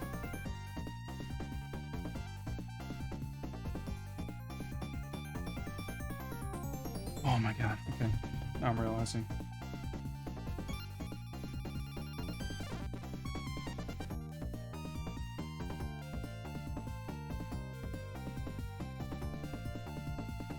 I thought I was pulling on like the width of the piece of tape, but I was pulling along the length because I just stuck 12 centimeters of tape right on the back of the book. Very sticky tape, but didn't peel anything off the book or anything, so we're good.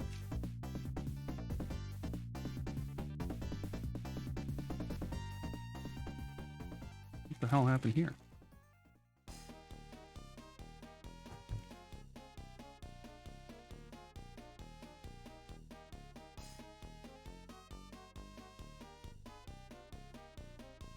You know what? I'm just gonna leave this, which I just realized I did for the other books too. I just threw the plastic aside.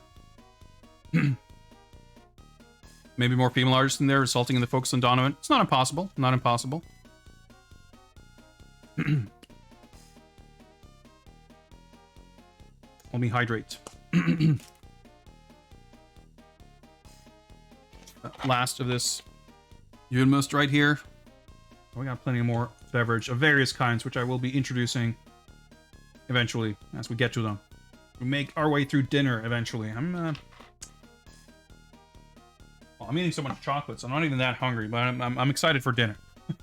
It's always been like my favorite part of Christmas anyway.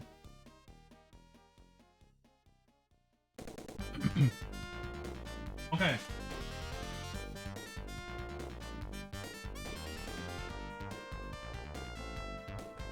What do we have here? Probably not a PlayStation game. Probably video game related though.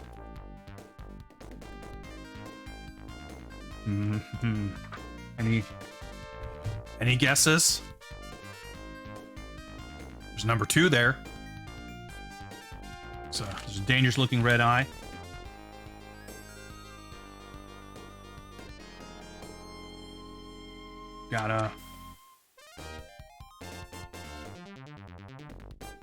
And when we read this, I guess you can see most of the art now anyway.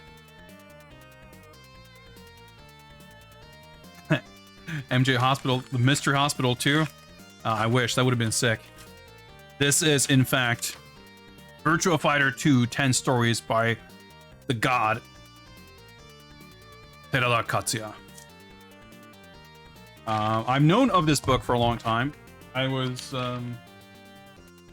surprised when I saw it on Surugaya that it, like the page count or whatever. And when I got it, I was kind of stunned. Not only that it's like a nice kind of big format, but it's a fucking hardcover. It's a proper let me zoom out a little bit. It's like a proper hardcover book. I guess it's got eye on the back. Let me get rid of this plastic. So I don't know if this is all comics or if it's like a collection of short stories. I know I've seen art from this book. Well, what I've seen so little that I've been kind of I've gotten the impression that it's probably not a book full of art. But there's obviously no like other writer feature or creditor. Not to say that Terada Katsuya could not have written.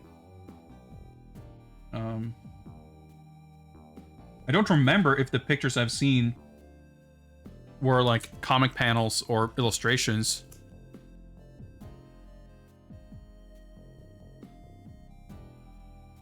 But let's find out together.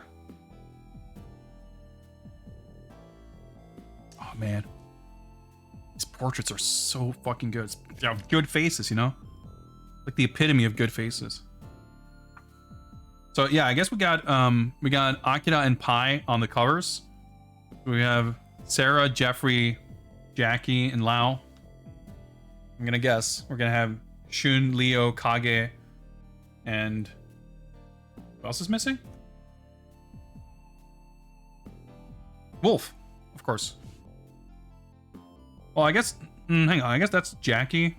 Oh yeah, that makes sense. This is Leon. This is not. That's Leon. That's not Jackie.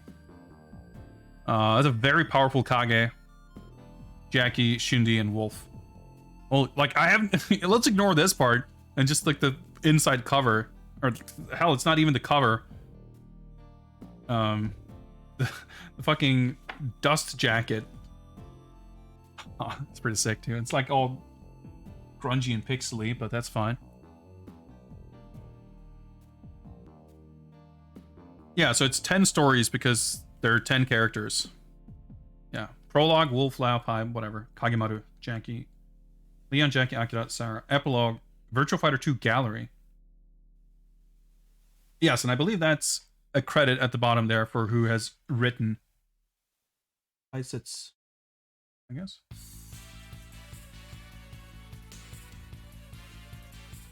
It's fucking thick. Fucking full page dual artwork. Holy shit.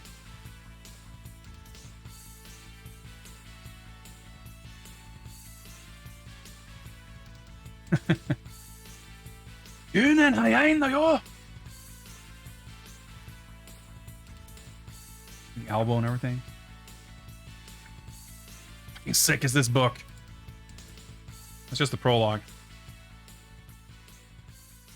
Wolf Hawkfield. Yeah, I guess it's just what the book is. Fucking full color, everything. Like, holy shit, this is amazing.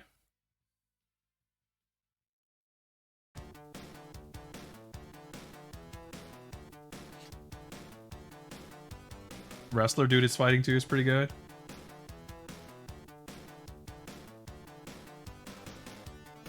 Yeah, like I knew about this book and I figured it would be sick. I don't think I could have comprehended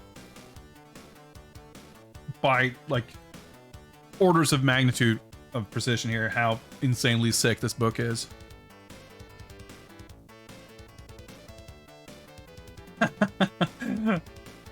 Alright, it's pretty sick. He's like, Wolf's all obsessed with Akira, and he sees Akira in the crowd. It's like, get this fucking dude off me. Like, fucking elbow drop Akira. And turns out it's just a fucking good dude with a spiky hair and wolf life headband.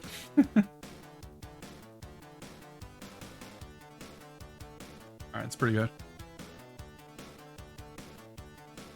Alright, this is all insane and worthy of very slow and deliberate perusal, but I feel like we're a little bit pressed for time with everything else going on, but I feel like with an actual setup like this, I could conceivably maybe that'll just be a thing. We'll just read some comics on stream.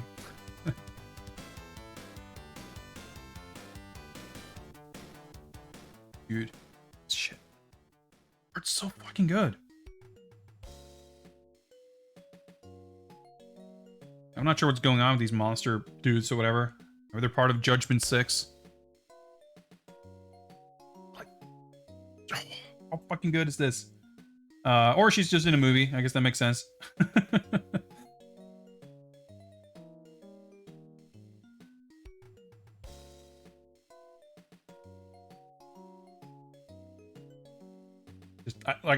I can't even, like, I'm literally at a loss for words here. Like, just insanely awesome. Alright, Shinji just chilling.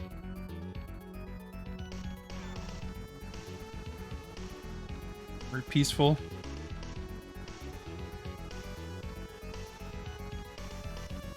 Sarah just showing up.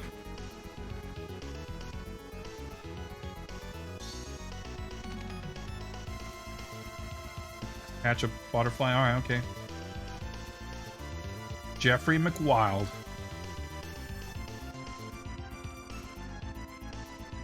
Yeah, very like nice environments and everything. Like, fucking cuts out to the other. There's like nothing you can't draw or paint without it looking just incredible. He's like hands down just one of the greatest living artists in the world, as far as I'm concerned.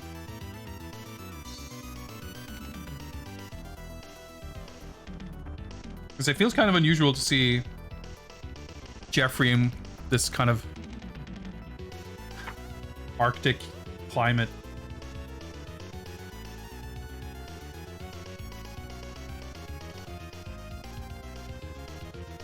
Kagemaru, alright.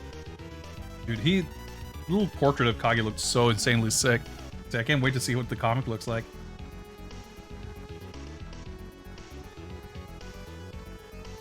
Like all of the colors and the mood, like it's so fucking cool. It's actually kind of hard. It's almost harder for me to see it in person, just the way the light's reflecting off the pages compared to what it looks like in my little OBS preview window. Yes, Virtua Fighter 2 10 Stories is the book. And I mean, I guess you too could be an owner of this book. I don't remember what it cost, but if it had been expensive, I would not have bought it. So I'm sure it was not very pricey. At least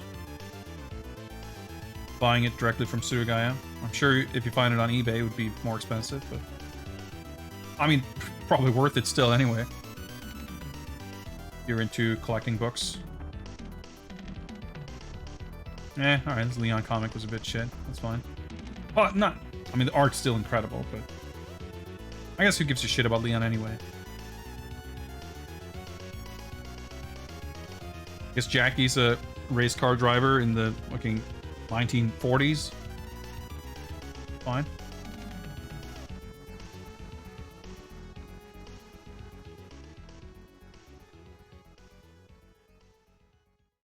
He's fine.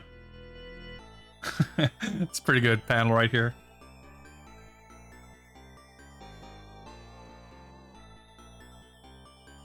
Jackie, omae. What? Fujimi da na. You're invincible. Yeah, didn't I tell you? I'll make it through just fine. Of course, the Akira comic's gonna be fully intense, just meditating and practicing, stomping, fighting wildlife. Holy shit, this is sick.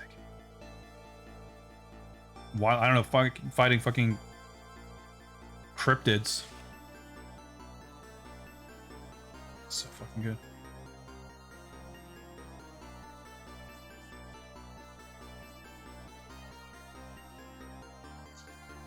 I'm like trying to like comment or narrate, but I have like nothing to say. I mean, obviously this shit kind of speaks for itself. Dan Mitt, what is up? Happy Christmas to you as well. Enjoying some extremely sick Christmas presents that I got myself.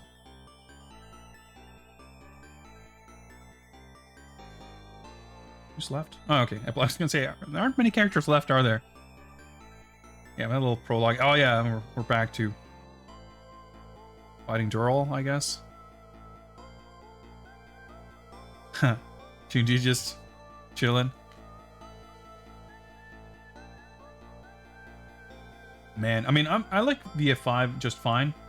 In fact, I really, really like that game, but it's so cool to see some of this shit and be like, just like, man, I wish they could have just leaned more into this and like make Virtua Fighter look like this. How fucking sick would that be? Oh yeah, I've seen some of these pictures for sure.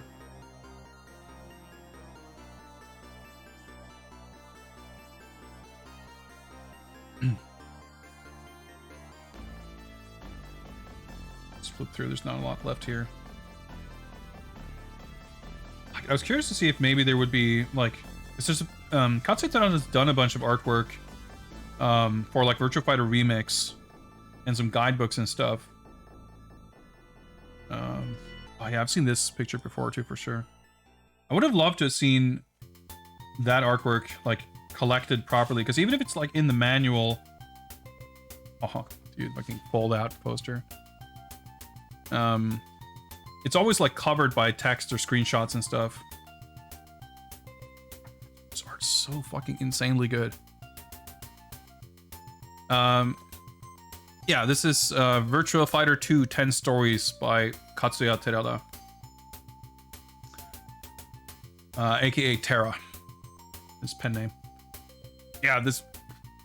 You know, I don't care if any of the other books I got were mediocre. This one, like, just more than makes up for it.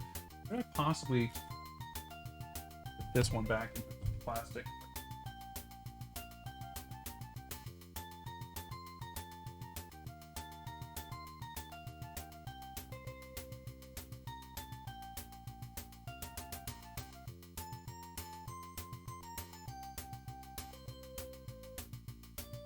Very, very, very awesome book. I'm very happy with that.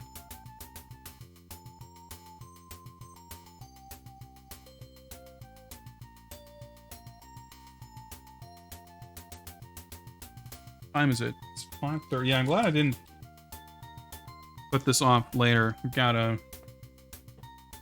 Basically, as soon as we're done with the presents, I'm going to have to go prepare dinner, and we'll be stuck with that for a while. But we'll eventually get back to more Crazy Climber games. Don't worry about that. We got plenty of games to play still, even though I'm sure I won't even have time for everything I want to do. We'll have some games to check out. Oh, that almost went poorly.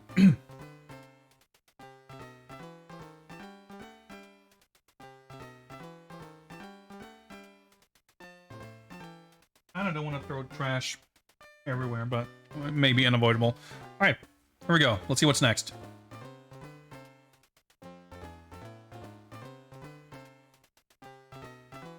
Legitimately can't remember. All right, okay. Got a little teaser here. We got a barcode. What else we got here? All right, we got some muscly dude. We've got, all right. We got virtual pro wrestling. All right, I can't even do, like, I'm getting, I keep getting tripped up by my camera not being flipped. So I keep moving things the wrong direction.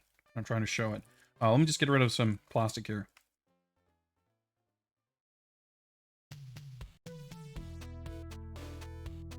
You guys know that whenever I buy bundles of games and stuff like this, I usually try to fit in at least a fighting game and or wrestling game.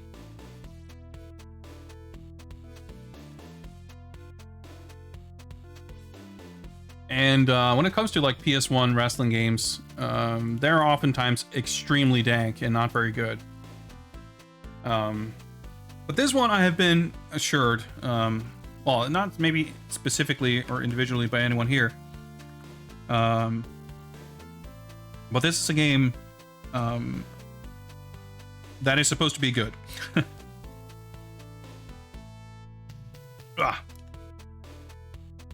So, this game, in its existing form, of course, did not come out in the West.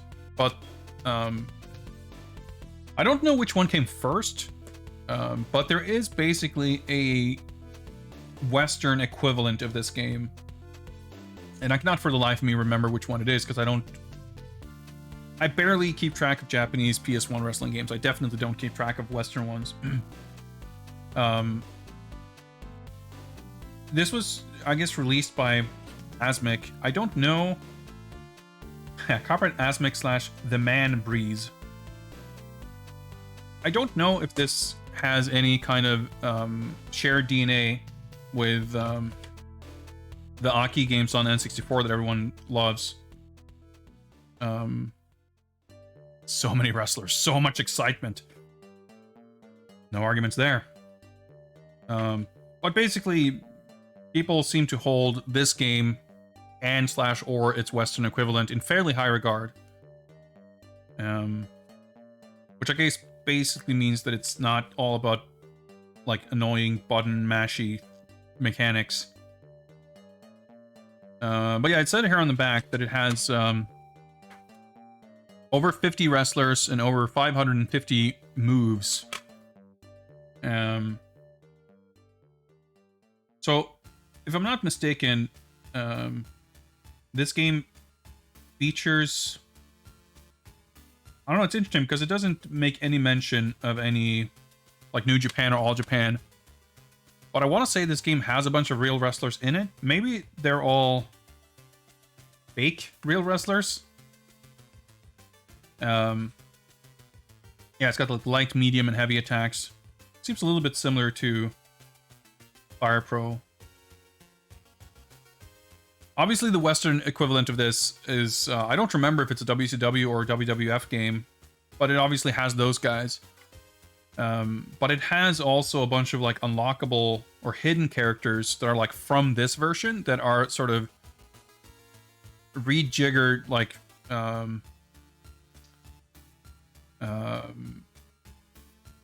real wrestlers from this game, but like with changed names and faces and whatever, but like their movesets and stuff. But looking at this, obviously, we got Neo Strong Wrestling and Empire Wrestling Federation, which are not real. But it then makes me wonder if each representative of these guys are... Yeah, I kind of getting a feeling here. Yes, okay. I think we need a little bit of lore instructions here, but... yeah, it says here, like, representative wrestlers, so we get a little short list of, like, top names from these fake companies. So presumably, these are all very representative of... Not being super knowledgeable, I would have to hazard a guess that these represent All Japan and New Japan, respectively.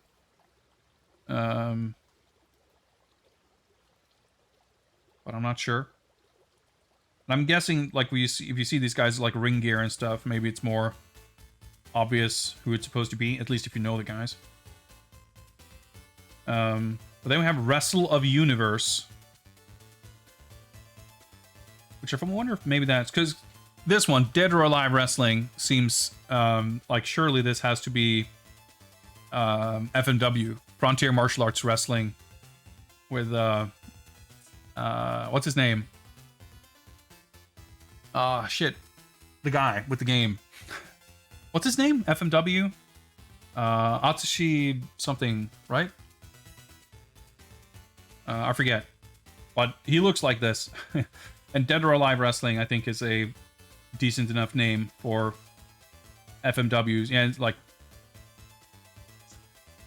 yeah, it's all about deathmatch, street fights, etc. Yeah, the crazy deathmatch guy. I can't believe I'm blanking on his name. It's something. Onita or something, I think. Anyway, I'm pretty sure that's supposed to be him. I mean, it looks like him, right? Kind of. It looks, you know, different enough that they have plausible deniability. Atsushi Onita. Okay, yeah, that's what I thought.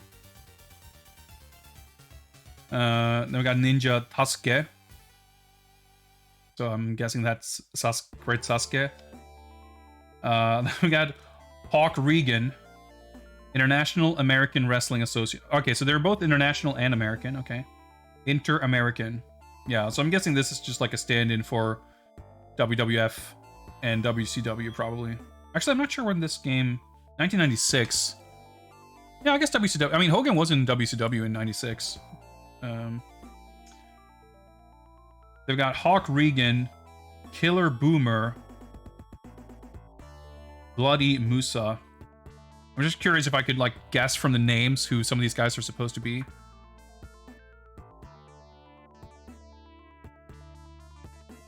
Yeah, Ninja Tasuke. Skull Elwin.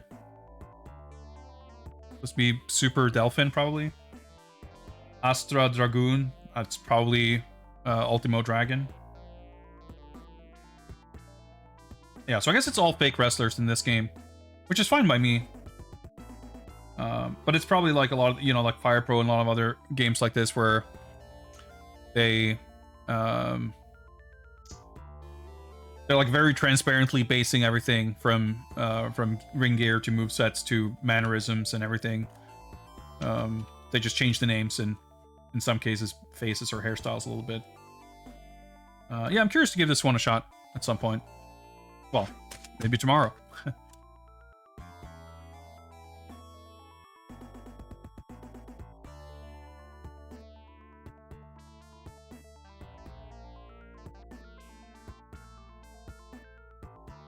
All right, here's a thinner package. Let's zoom out a little bit.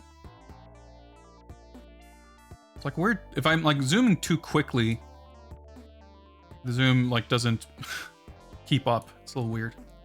I'm using like a web-based remote thing to control.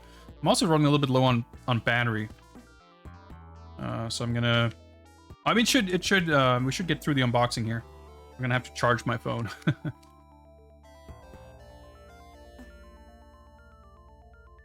But just to make sure, might have to speed things up.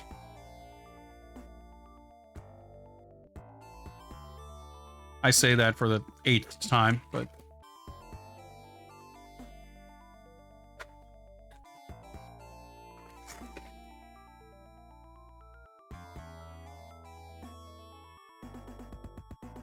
all right, we got more Darkstalkers.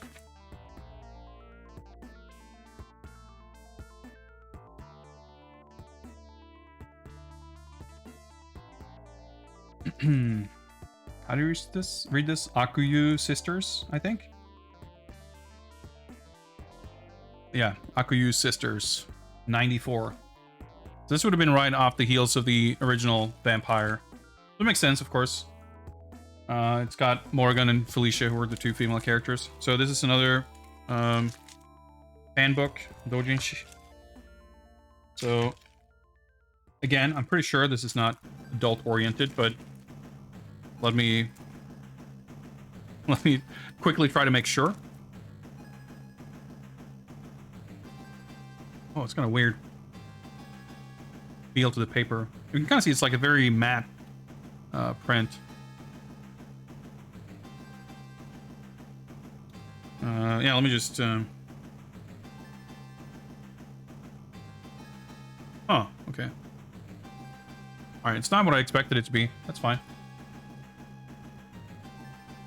So I expected it to be a comic. Appears to not be the case. Very stiff.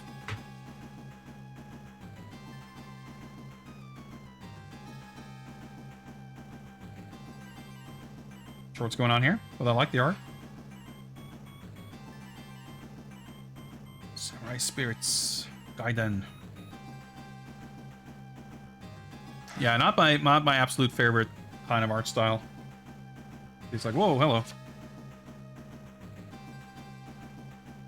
All right, okay. That's fine. I think we're mostly fine. All right, we got some paper doll. All right, we got some Street Fighter and Sailor Moon outfits. Sure, why not? Doraemon.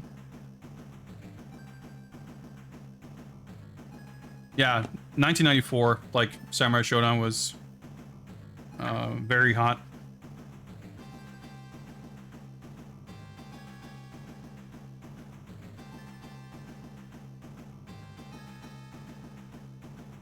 All right, maybe it's more inappropriate content in here than I expected.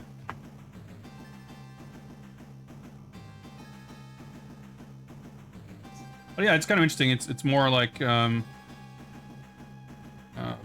don't know, like a fanzine. It's just like a lot of text and some sketches here and there.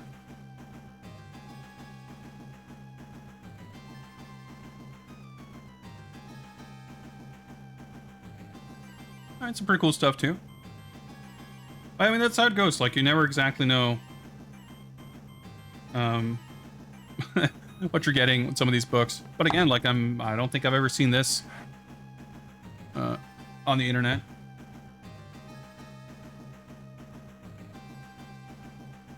I mean, there's kind of enough stuff out there that you would have to be very thorough to know that you've looked for everything, but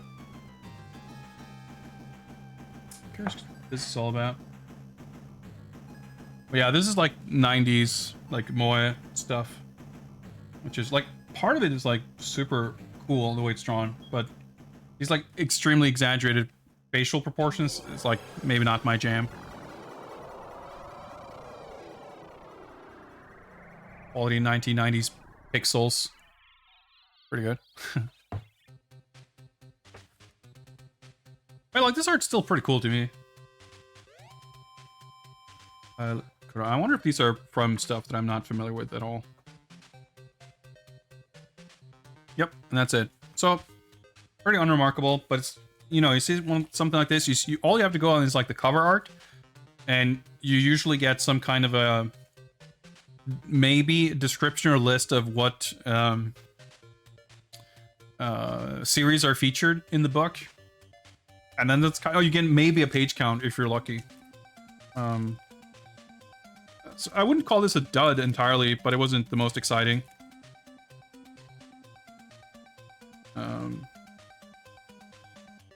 But you know, they can't all be winners. Obviously, the Virtua Fighter book is insanely sick, but that's like, that almost doesn't count because like, how could it not be? I mean, I guess it could have had like 4 pages of art. All right, I gotta really hurry up here.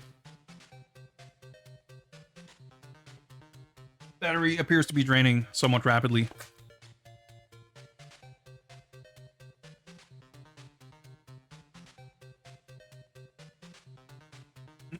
Oh yeah. Geiparo 4 コマ Grand Prix. Game parody 4 コマ Grand Prix. 4 コマ, of course, being the 4-panel comic strip format. Popular in Japan and usually used in, well, I mean, it's comic strips, right? It's usually gag joke comics. This one interested me. It's it's published by GameEst, and there were a whole bunch of these. Let's see, which volume is this?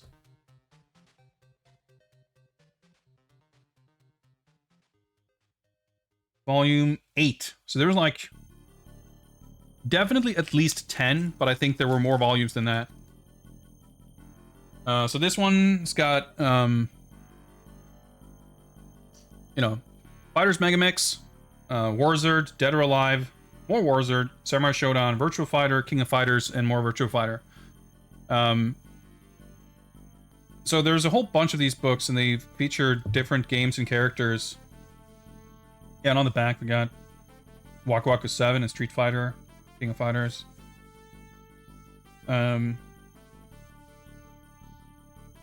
Dude, isn't this the dude from fucking what's it called? Goiken Muyo, Anarchy in the Ippen. Or is he from, no, maybe he's from Last Bronx, probably. The characters in those games, like, all look very similar. Oh yeah, I guess, Fighters Megamix. I maybe said Fighting Vipers, but Fighters Megamix is, of course, what I meant. So I was basically curious to see what kind of style and vibe, and, you know, you see those kind of games featured, and how, like, is the contents of the book reflective of like what the cover looks like, and if so, basically, is it going to be worth it to pursue getting multiple volumes of this series or not?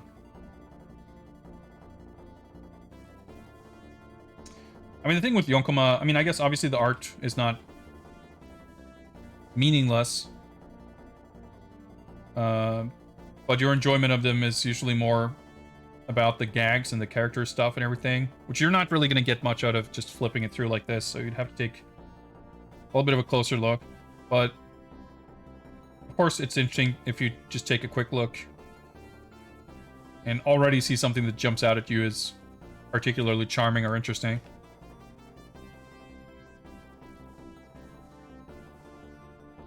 But I think we're going to be keeping things very quick here, just to move things along.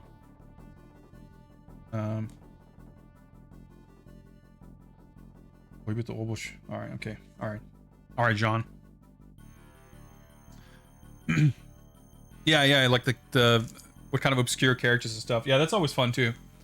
Yeah, it's from Psychic Force, right? I was trying to place that other guy. Is he from the second game? Actually, no, he wouldn't be because this is like 96.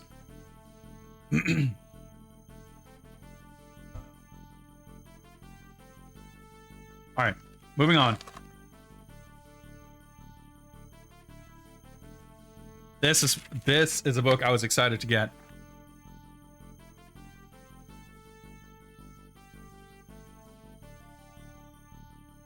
This I have had my eyes on for quite some time. This is Zoom is so weird. Cosplay Tengoku. Cosplay Heaven Volume 2. Game Volume Tokubetsu Henshu. So this is as you can, why am I holding it up like that? Volume 2 of a cosplay photo collection book. And the reason I'm very excited to get this is because, primarily, I have owned Volume 1 since sometime in 2006. I bought that when I was living in Japan. I just came across it in a used bookstore. And if I recall, the woman on the cover of that book is dressed as Sarah, I think from Virtua Fighter, or maybe King, I forget. But basically, this is so sick because, as you can probably guess or piece together, Costume Players Heaven 2. This is all, well, not all, I guess, but mostly pictures from events. You have some like studio stuff like this. I just saw the text here. It says Shiranui Mai. I was like, where's Mai? I was like, oh, right, she's right in the center. The girl from Variable Geo.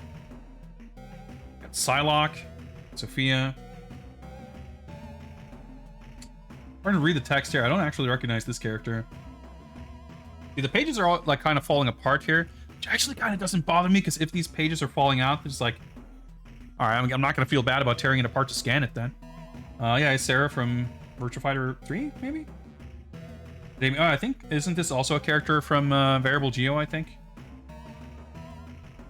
So the sickest thing about these, like I've always liked cosplay, and it's so interesting to see what cosplay looked like in like the mid-90s.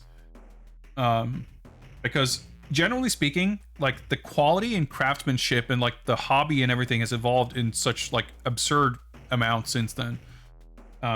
Like looking at these kind of, you know, sort of, you know, professionally made and professionally photographed costumes and how sort of kind of cheap and chintzy they look. Like whenever you had companies like Capcom having like official models dressed as like Cammy and Chun-Li for events and stuff, like the costumes looked fine, but so much sort of cheap and simple compared to the stuff that like fans make nowadays or even 10 years ago. But at the same time, like it's like seeing all these like photos from events, like obviously these people are very, very passionate, and it's just such a cool like I was talking previously about like seeing art and comics as like a time capsule, but this is like a time capsule, but also of course I wasn't there. I wasn't in Japan going to events in the mid 90s. So you get like just this very slight sort of peek in through a little, you know, slit of an opening through a window into a cultural and time and a place that I didn't get to experience. But it's so cool. You have all these photos, and then you have these little sort of interviews, or it's not interviews so much, but it's like a little profile of like, you know, the character they're cosplaying, you know, age and height, and there's a little bio, and you know, a little comment. So the cool thing too is like whenever you see, you tend to see like these characters that are like very commonly recurring. So actually, let me check real quick. If I can find a print date for this. 1995. They're like a proper edition. Oh, shit, to be continued. Cosplay Tango 3. I have to investigate. I've never seen a volume 3. Just because it says it's coming out doesn't mean that it actually did. But yeah, I can't find a specific date other than 1995. On here somewhere. But of course, that sort of checks out. You see, you know, and of course, these pictures would have been taken, you know, possibly a little bit earlier than that. But you have like Fighting Vipers and Virtua Fighter, because you have like, well, maybe this is Sarah's 2-player costume from VF2, maybe? I don't remember. Actually, I guess it probably says. Yeah, it says Virtua Fighter 2. Shia from Go Kaiser. Nina from fucking Tekken 1. Like, being able to see outfits and characters and stuff. Yeah, I guess this is Mai from the Fatal Fury movie, I think.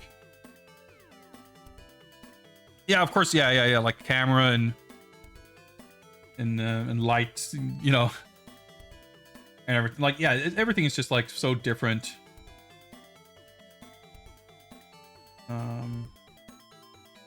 So this is Dikuya from Vilgust. Like, it's just shit I've never heard of. But it's cool too, because this is not like a fighting game themed thing. This is just like game character cosplay stuff, and like legitimately these characters, these games were that popular. I mean, I don't know, maybe there is other kind of overlap, or you know, with the publishing and what they would be focused on, that something resulting in a bigger focus on arcade based games or whatever. I really don't know. But it's just cool to see just how popular certain games and characters were. And I mean, again, we can't trust per se, like on a scientific level, that this is a statistically representative cross section. But it's really interesting to see which characters in games are kind of more commonly recurring, and in some cases, these little weird outliers that sort of show up that seem a little out of the norm.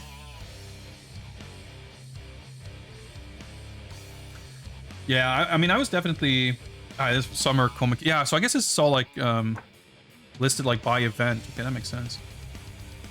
Yeah, I mean, I didn't go to events or anything, but because they didn't exist here at the time. But I was definitely like following and sort of being part of cosplay like forums and shit like that back then. Yeah, I mean, this is arguably. I mean, this is at least like photography from a professional publication, I guess. And they're not, you know, stamp-sized 12 DPI JPEGs. But yeah, it's pretty sick. There's like Jury from Galaxy Fight. Like, not necessarily characters you would expect to see. Oh, dude, sick. Fucking Makoto from Mock Breakers. Rumi. Yeah, like Psylocke is popular, it seems like. She's definitely showing up more than once or twice. But yeah, like, you know, you see Virtua Fighter show up like more than Tekken, for example, or even almost more than Street Fighter. Because like Toshinden, like these characters were like fucking super popular. It would appear. And Samurai Shodown as well, of course. But yeah, this is like the sixth Sarah or something we've seen. It's so awesome. But now I'm just like a little bit mentally checked out, because I'm like, man, it's a volume 3? Li Pai Long.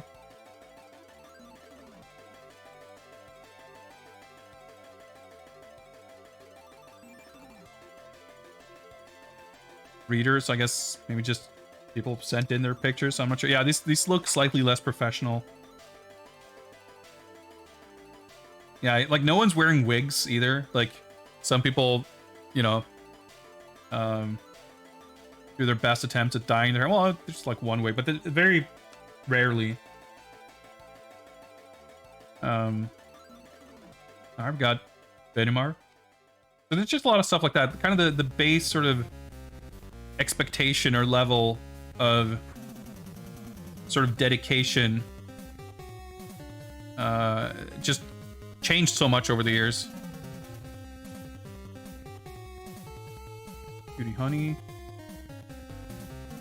We got a weird like vinyl plastic Mai. Dude, this guy looks sick. I think it was featured before. Male. Hanzo and Fuma. Mudman. Oh, is this Yoshimitsu, I guess? Yeah, Yoshimitsu from Tekken 2.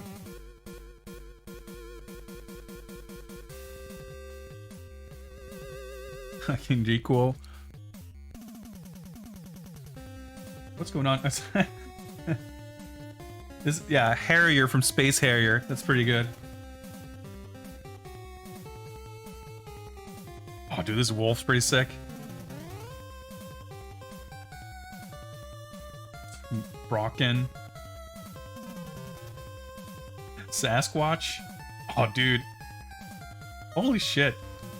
Like, this is pretty fucking legit.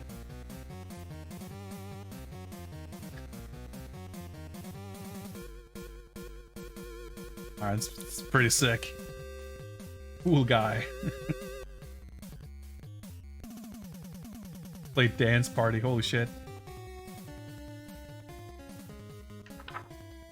It's like a ad for like video, I guess.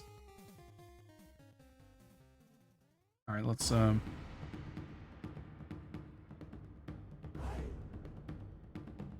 like making of stuff, I guess.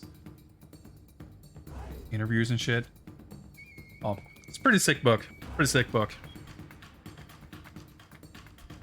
Alright, we got 17% battery left, it looks like. Let's see. There's not a lot left here.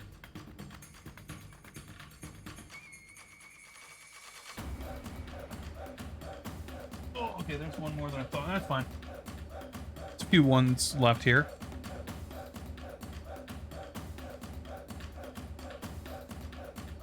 Alright, okay.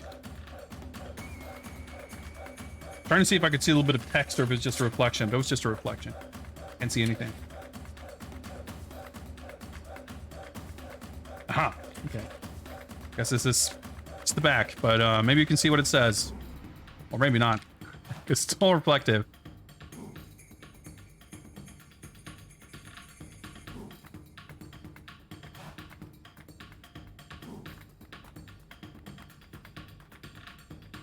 It's vampire, vampire hunter, vampire savior. How do I move things? Okay, let's get rid of some additional plastic here. This one, I remember this really intrigued me for one particular reason. Well, I guess technically two particular reasons. Put it down there and I can get rid of this crap.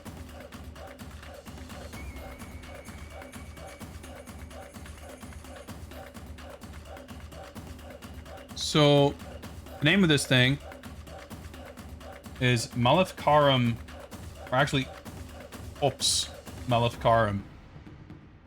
A little hard to read, but you can see the title right there. And it says right here, Itomami. So there was a another vampire comic collection thing called Maleficarum, which I want to say that Udon Comics recently announced they're doing an English version of, which is pretty sick. And that one looks really cool. I mean, I have that one, and the art's amazing because it's Itomami. So I guess this is like a sequel, or it's related or something, but I guess it's at least the same artist. How do I? Yeah, there we go. But I had like not heard of this, and it seemed a little unclear whether it was all different artists or it's all Itomami or what. But contents. All right, there's 4 Warzard stories and a couple of vampire stories. Okay. I mean, like, look at this fucking art.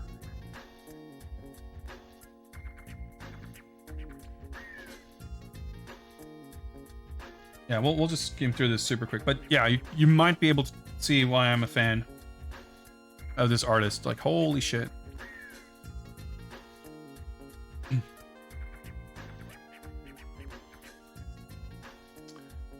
This is a licensed book. I'm actually not entirely... I mean, I would... I think so. Because it's like... It's not a doujin. It's like formally published. But there were a lot of like stuff like this that was not by any means like published by Capcom or anything.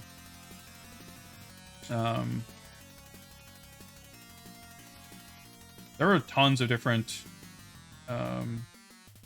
not just comic adaptations, but just like different comic collections and standalone stories of various kinds put out over the years. But especially in this time period when this stuff was like usually popular. Yeah, this shit is insane. I wish I wasn't in a hurry, but it kind of... It takes a little bit of time to fully take in, soak in the majesty of this amazing artwork.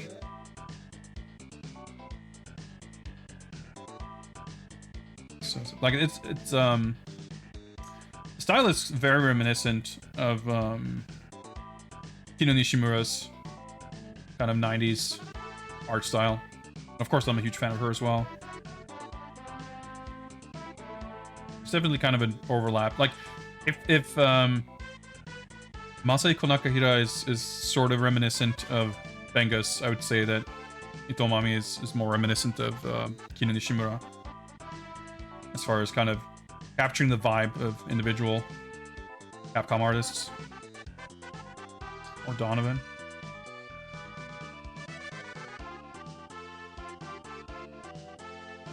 Not necessarily a ton of like action and stuff, but still like really, really fucking cool. I mean, there seems to be a fair amount of action stuff, and what's there is super sick, so it's not a complaint, just an observation. But it's a cool thing too, of course, like it's focused a lot on the characters. It's interesting that Lilith doesn't feature much. Like, obviously, most of the comics, most of the books that we looked at, not just today, but some of the stuff I own since earlier is stuff that came out earlier, like pre-Vampire Savior. So it would make sense that a character who debuted in that game would not feature so heavily. But she's right here on the cover. I'm surprised that she's not featured in this more. Well, I guess half the book is like Warzard, but yeah, for a book that I didn't really know about until quite recently, I'm happy to get it. It's you have super high quality, gorgeous art. Very nice. Not a bad haul of books today, I have to say.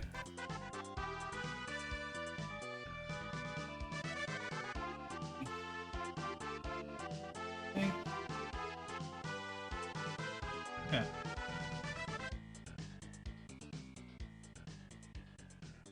Another jewel case, or I mean, it could be anything, but it appears to be jewel case shaped.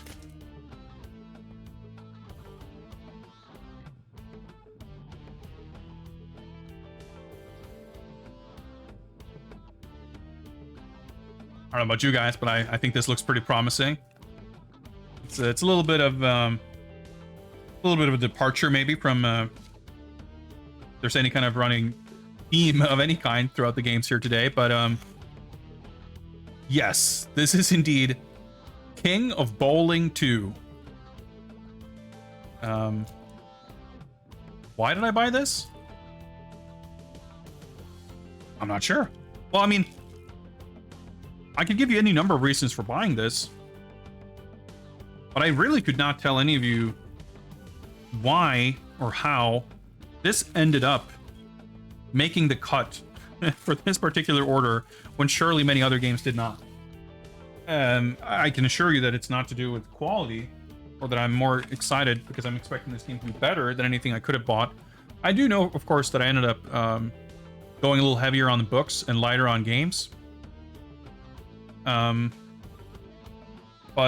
when I got this a couple of days ago, when I did this present wrapping, I was like, okay, I guess I ordered this one. Oh yeah, it's I guess it's developed in association with the Japanese Pro Bowling League, published by prestigious Coconuts Japan. We got some pro bowlers who appear in the game. I mean, it's probably pretty interesting. I was just a little bit surprised that this was the game that made the cut, but I think my reasoning must have been that, you know what,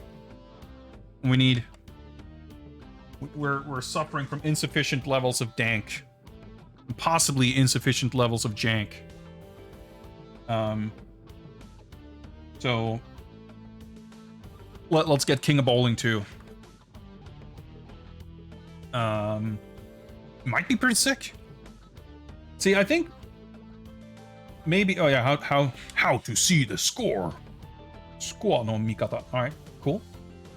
Strike, spare, split. Got it. That's pretty much all you need, really. You guys know that I'm a fan of what I like to call lifestyle sims.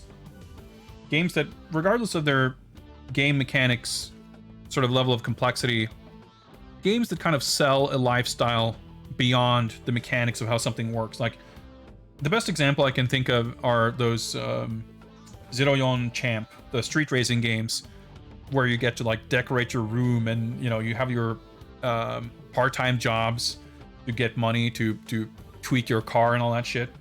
Because every like fiber of that game lives and breathes the sort of subculture that it's depicting. And I'm always a huge fan of games that are like super hardcore by and for a particular demographic, and it's almost like the more niche the better. But of course, the best part is when a game manages to sort of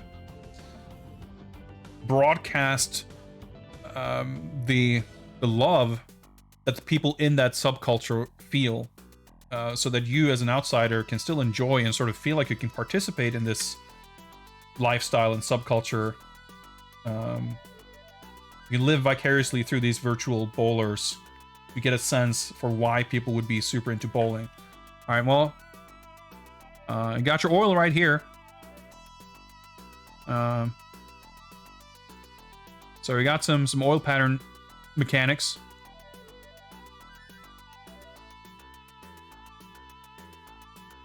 All right. I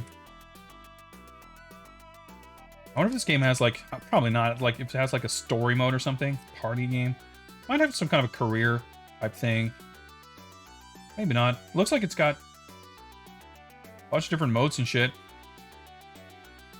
Guess you can look at the stats and profiles of all these pro bowlers. Not the most exciting manual, but that's kind of what you would expect. Yeah, King of Bowling 2. We'll be checking this out for sure.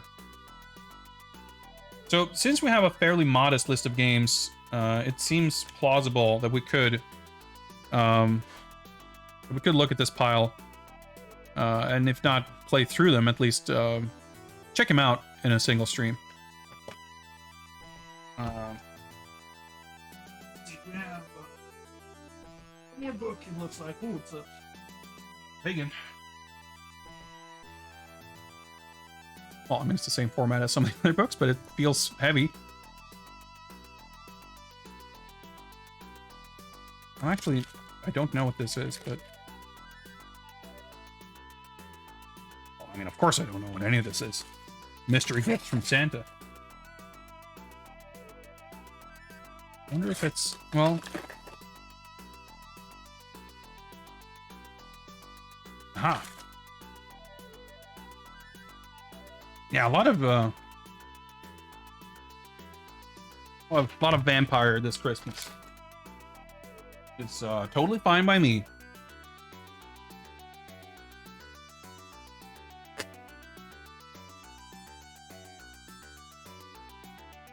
I've got a bunch of names for not just authors, but also illustrations at the end here. Trying to see if I can very quickly. I mean, Itomami is listed right at the top. Or if I can speed read a lot of the other kanji. Yamaguchi Seira is a name I think I've seen before. I'm not sure if I recognize their art, but boom! It is Amusement Anthology Series number 14, Vampire: The Night Warriors. So 1994, this is based on the very first Vampire, aka Darkstalkers. Yeah, it just sort of ended up that way. That even though I looked at a lot of SNK and Fatal Fury comics and stuff, the one that through combination of promising looking cover art or availability or price or what have you ended up making the cut were yeah, and fairly heavy emphasis on Vampire this time. So we'll try to mix things up next time. Alright. Got some Obare art right off the bat. Oh my god, there's a big old crease inside.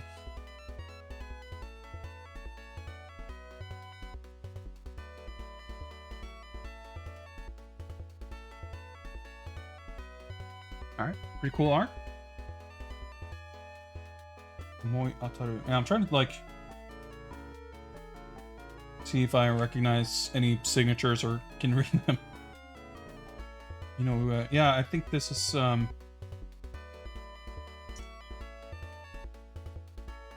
Takuya, is that the name? You know, something? I recognize... Pretty sure I'm familiar with their art from elsewhere.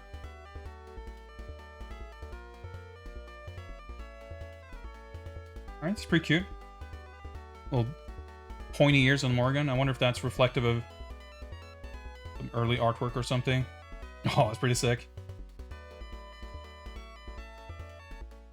Alright, this looks like Umami right off the bat. Yeah, this... So this is the second time we actually have the same comic printed in two different books. This was in Ops Maleficarum as well. That's neat. Alright, we got some Yonkoma. Sorry, I try to stay in frame here.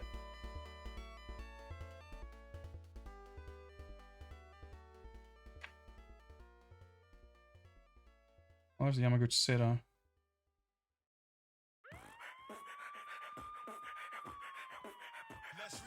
More Yonkoma. Of course, Dimitri and Morgan you would expect to feature rather heavily. The Darkstalkers.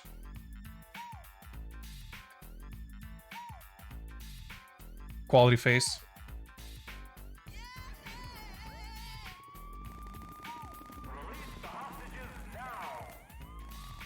Really cool art, though. Sympathy for the devil. Dude, this art's pretty fucking sick. Holy shit. Like 2 pages long, unfortunately, but...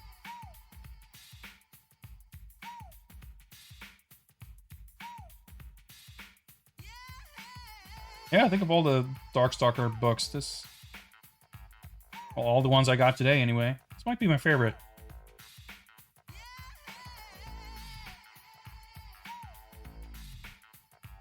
Maybe it's because it's based on the first game, so it's not 75% Donovan. I guess I'm already going to be predisposed to liking it better. But I feel like it's got more comics in it with an art style that I'm a bigger fan of. Which I wouldn't necessarily have taken for granted, because I feel like generally... well, I guess it may not be that big a difference, but I would say, like, when looking at these, like, doujinshi and stuff, like, usually if it's stuff from, let's say, 96 through 99, I'm, like, more likely to be into that style than stuff from, like, 92 through 94. But obviously, ultimately, it just comes down to the individual artists. And a lot of the artists that I liked that appear in these books, they kind of, they themselves didn't necessarily change much in style over that time frame. Who do I main in Vampire Saber? No one. I don't play that game, really. I mean, I don't know how to play it, really. If I'm booting it up to mash buttons, I'm probably gonna pick Dimitri or Morgan. But I don't like to play it, really. Yeah, pretty cool. Now we have 3 of these volumes.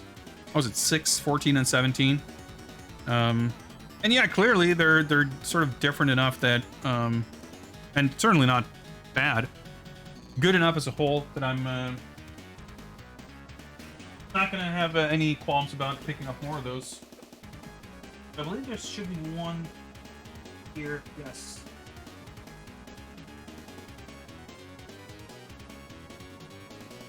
This is it, the final package, and this one I'm excited but also anxious for. So let's see how this goes.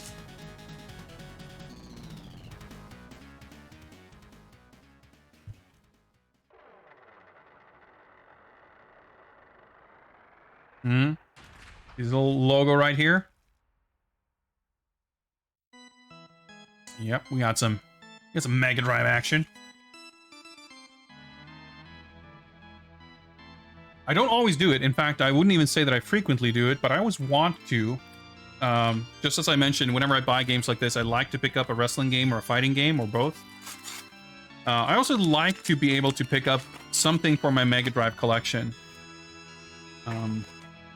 This, you can barely see. Maybe some of you guys will know this or recognize this.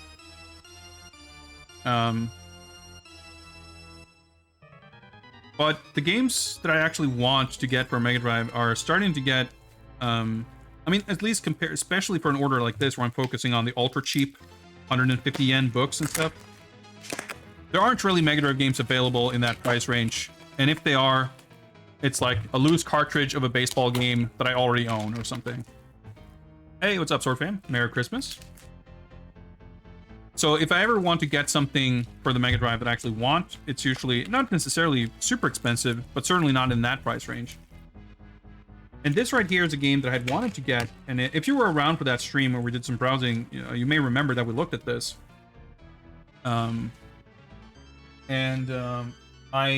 got a good deal on this, but I don't remember why specifically. I know that the price was reduced, but I don't remember if it was because the manual was missing, or it was in poor condition, or something or other, which is why I'm a little anxious to open this to see what condition this is in.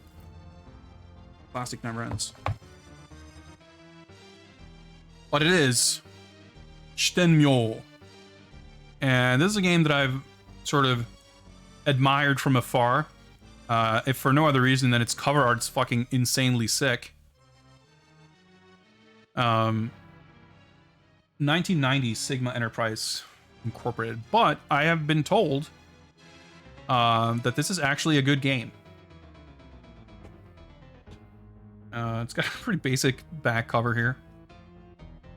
So I don't think it even says on here. Oh yeah, it says Jotai Setsumeisho. Yeah, okay, so it says the instruction book is damaged or something. I wonder if this is an other sorting, that it's like a B rank or something. I'm not sure. But yeah, this game is, I wouldn't say that it's like super pricey necessarily, and I don't know. But it was reduced to 2,000 something yen, which felt, I think it would usually be in like the 5,000 yen range. So being reduced to 2,000 something felt very agreeable. And I mean, the box itself looks to be in absolutely perfectly fine condition. Not strictly like mint condition or anything, but certainly no worse than many other games in my collection. And the manual is, seemingly perfectly serviceable. I don't know if it's missing pages, but let me peel it out here a little carefully. And that's kind of, I mean, you never know. It's got like, you can tell that it's not in perfect condition. But if I buy something used and I get a manual that it's in this condition, I wouldn't be like pissed off that I didn't get a 50% discount, But that's why buying used stuff in Japan can be pretty awesome, because sometimes you get stuff that's someone has determined that it's in subpar quality and you get a fairly significant discount, and you're like, well, Sure. I'll take that. Oh, I didn't realize this has simultaneous 2-player. But yeah, this is like, I guess, you know, it's a 1990 side-scrolling action platformer. Stage 1, rock. Stage 2, street, meadow, harbor, forest, future, Makai, Henku, space. Damn. Okay, the final stage looks pretty fucking sick. Fairly basic manual, but yeah, I'm very excited for this, and I'm very happy that this supposed damaged manual, yeah, someone breathed on it. I mean, there's certainly visible wear. I'm not denying that, but I think the visible wear on this is like perfectly within acceptable parameters. I feel like I've certainly bought stuff that did not have any disclaimer of the sort that ended up in similar condition. Yeah, so I mean, the thing is, like, sometimes you just stuff isn't going to be sort of commented on at all, and it just is what it is, and that can be a crapshoot. And if something is listed as like rank B, it can mean anything. It can mean, I mean, it very rarely means that something is in terrible condition, but I've had it happen maybe once or twice. But a lot of the time, someone breathed on it. It's like, you know, you receive something that was listed at rank B, you kind of go into it with a mindset of looking for the problems, looking for what's wrong with it, and you can easily identify, oh yeah, I see a blemish here, there's something here.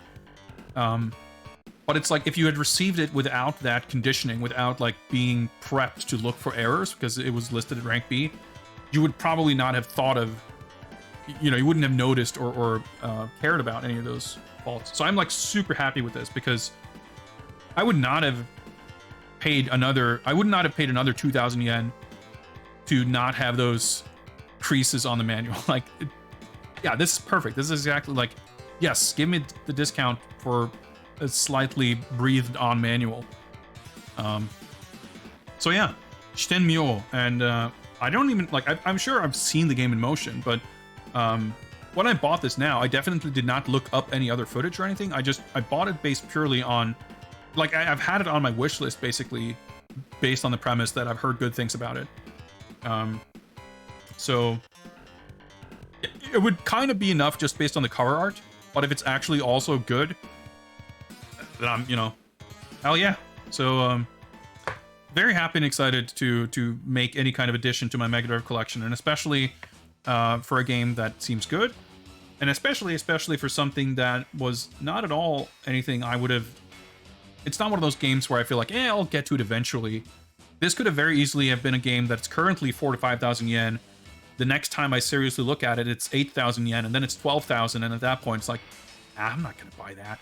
So I got this one before it got away from me, so I'm very happy with that. And there you have it. That concludes our Christmas present unwrapping. That only took a good 3 hours or so.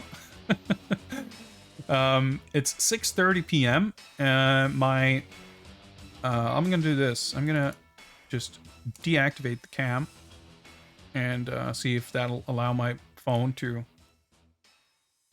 recharge some batteries, because I do want to make use of this cam coming up. And what we're gonna do right now is I'm gonna take a bit of a break. I'm going to make some preparations for dinner. I'd kind of been hoping that I would be able to take slightly more frequent breaks to get some stuff going. Shit, I just realized that I absolutely should... Oh, well, whatever. I'll solve it however I can.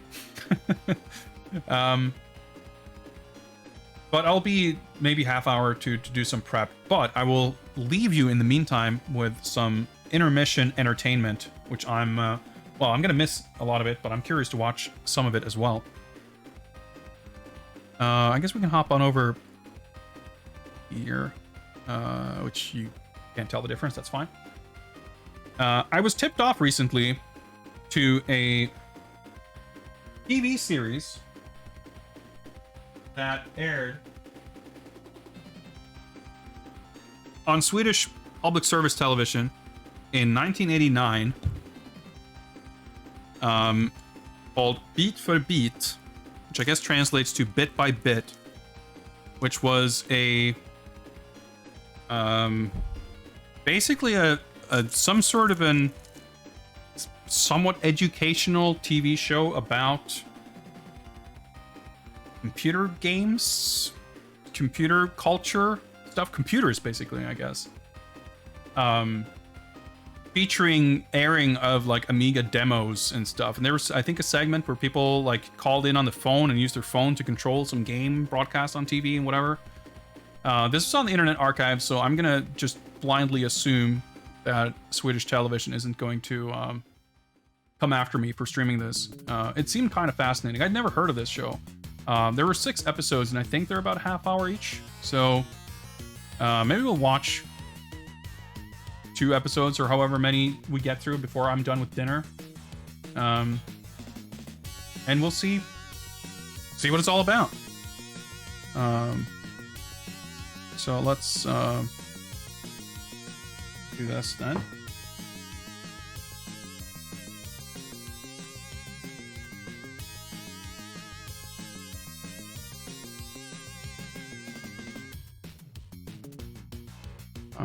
Actually, let me just do this instead. Does that look better? Whatever, fuck it, it'll do. And I'll come give some updates here and there on my dinner situation.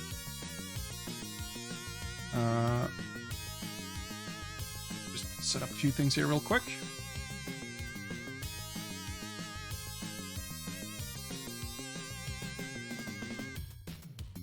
Let's pause these jams.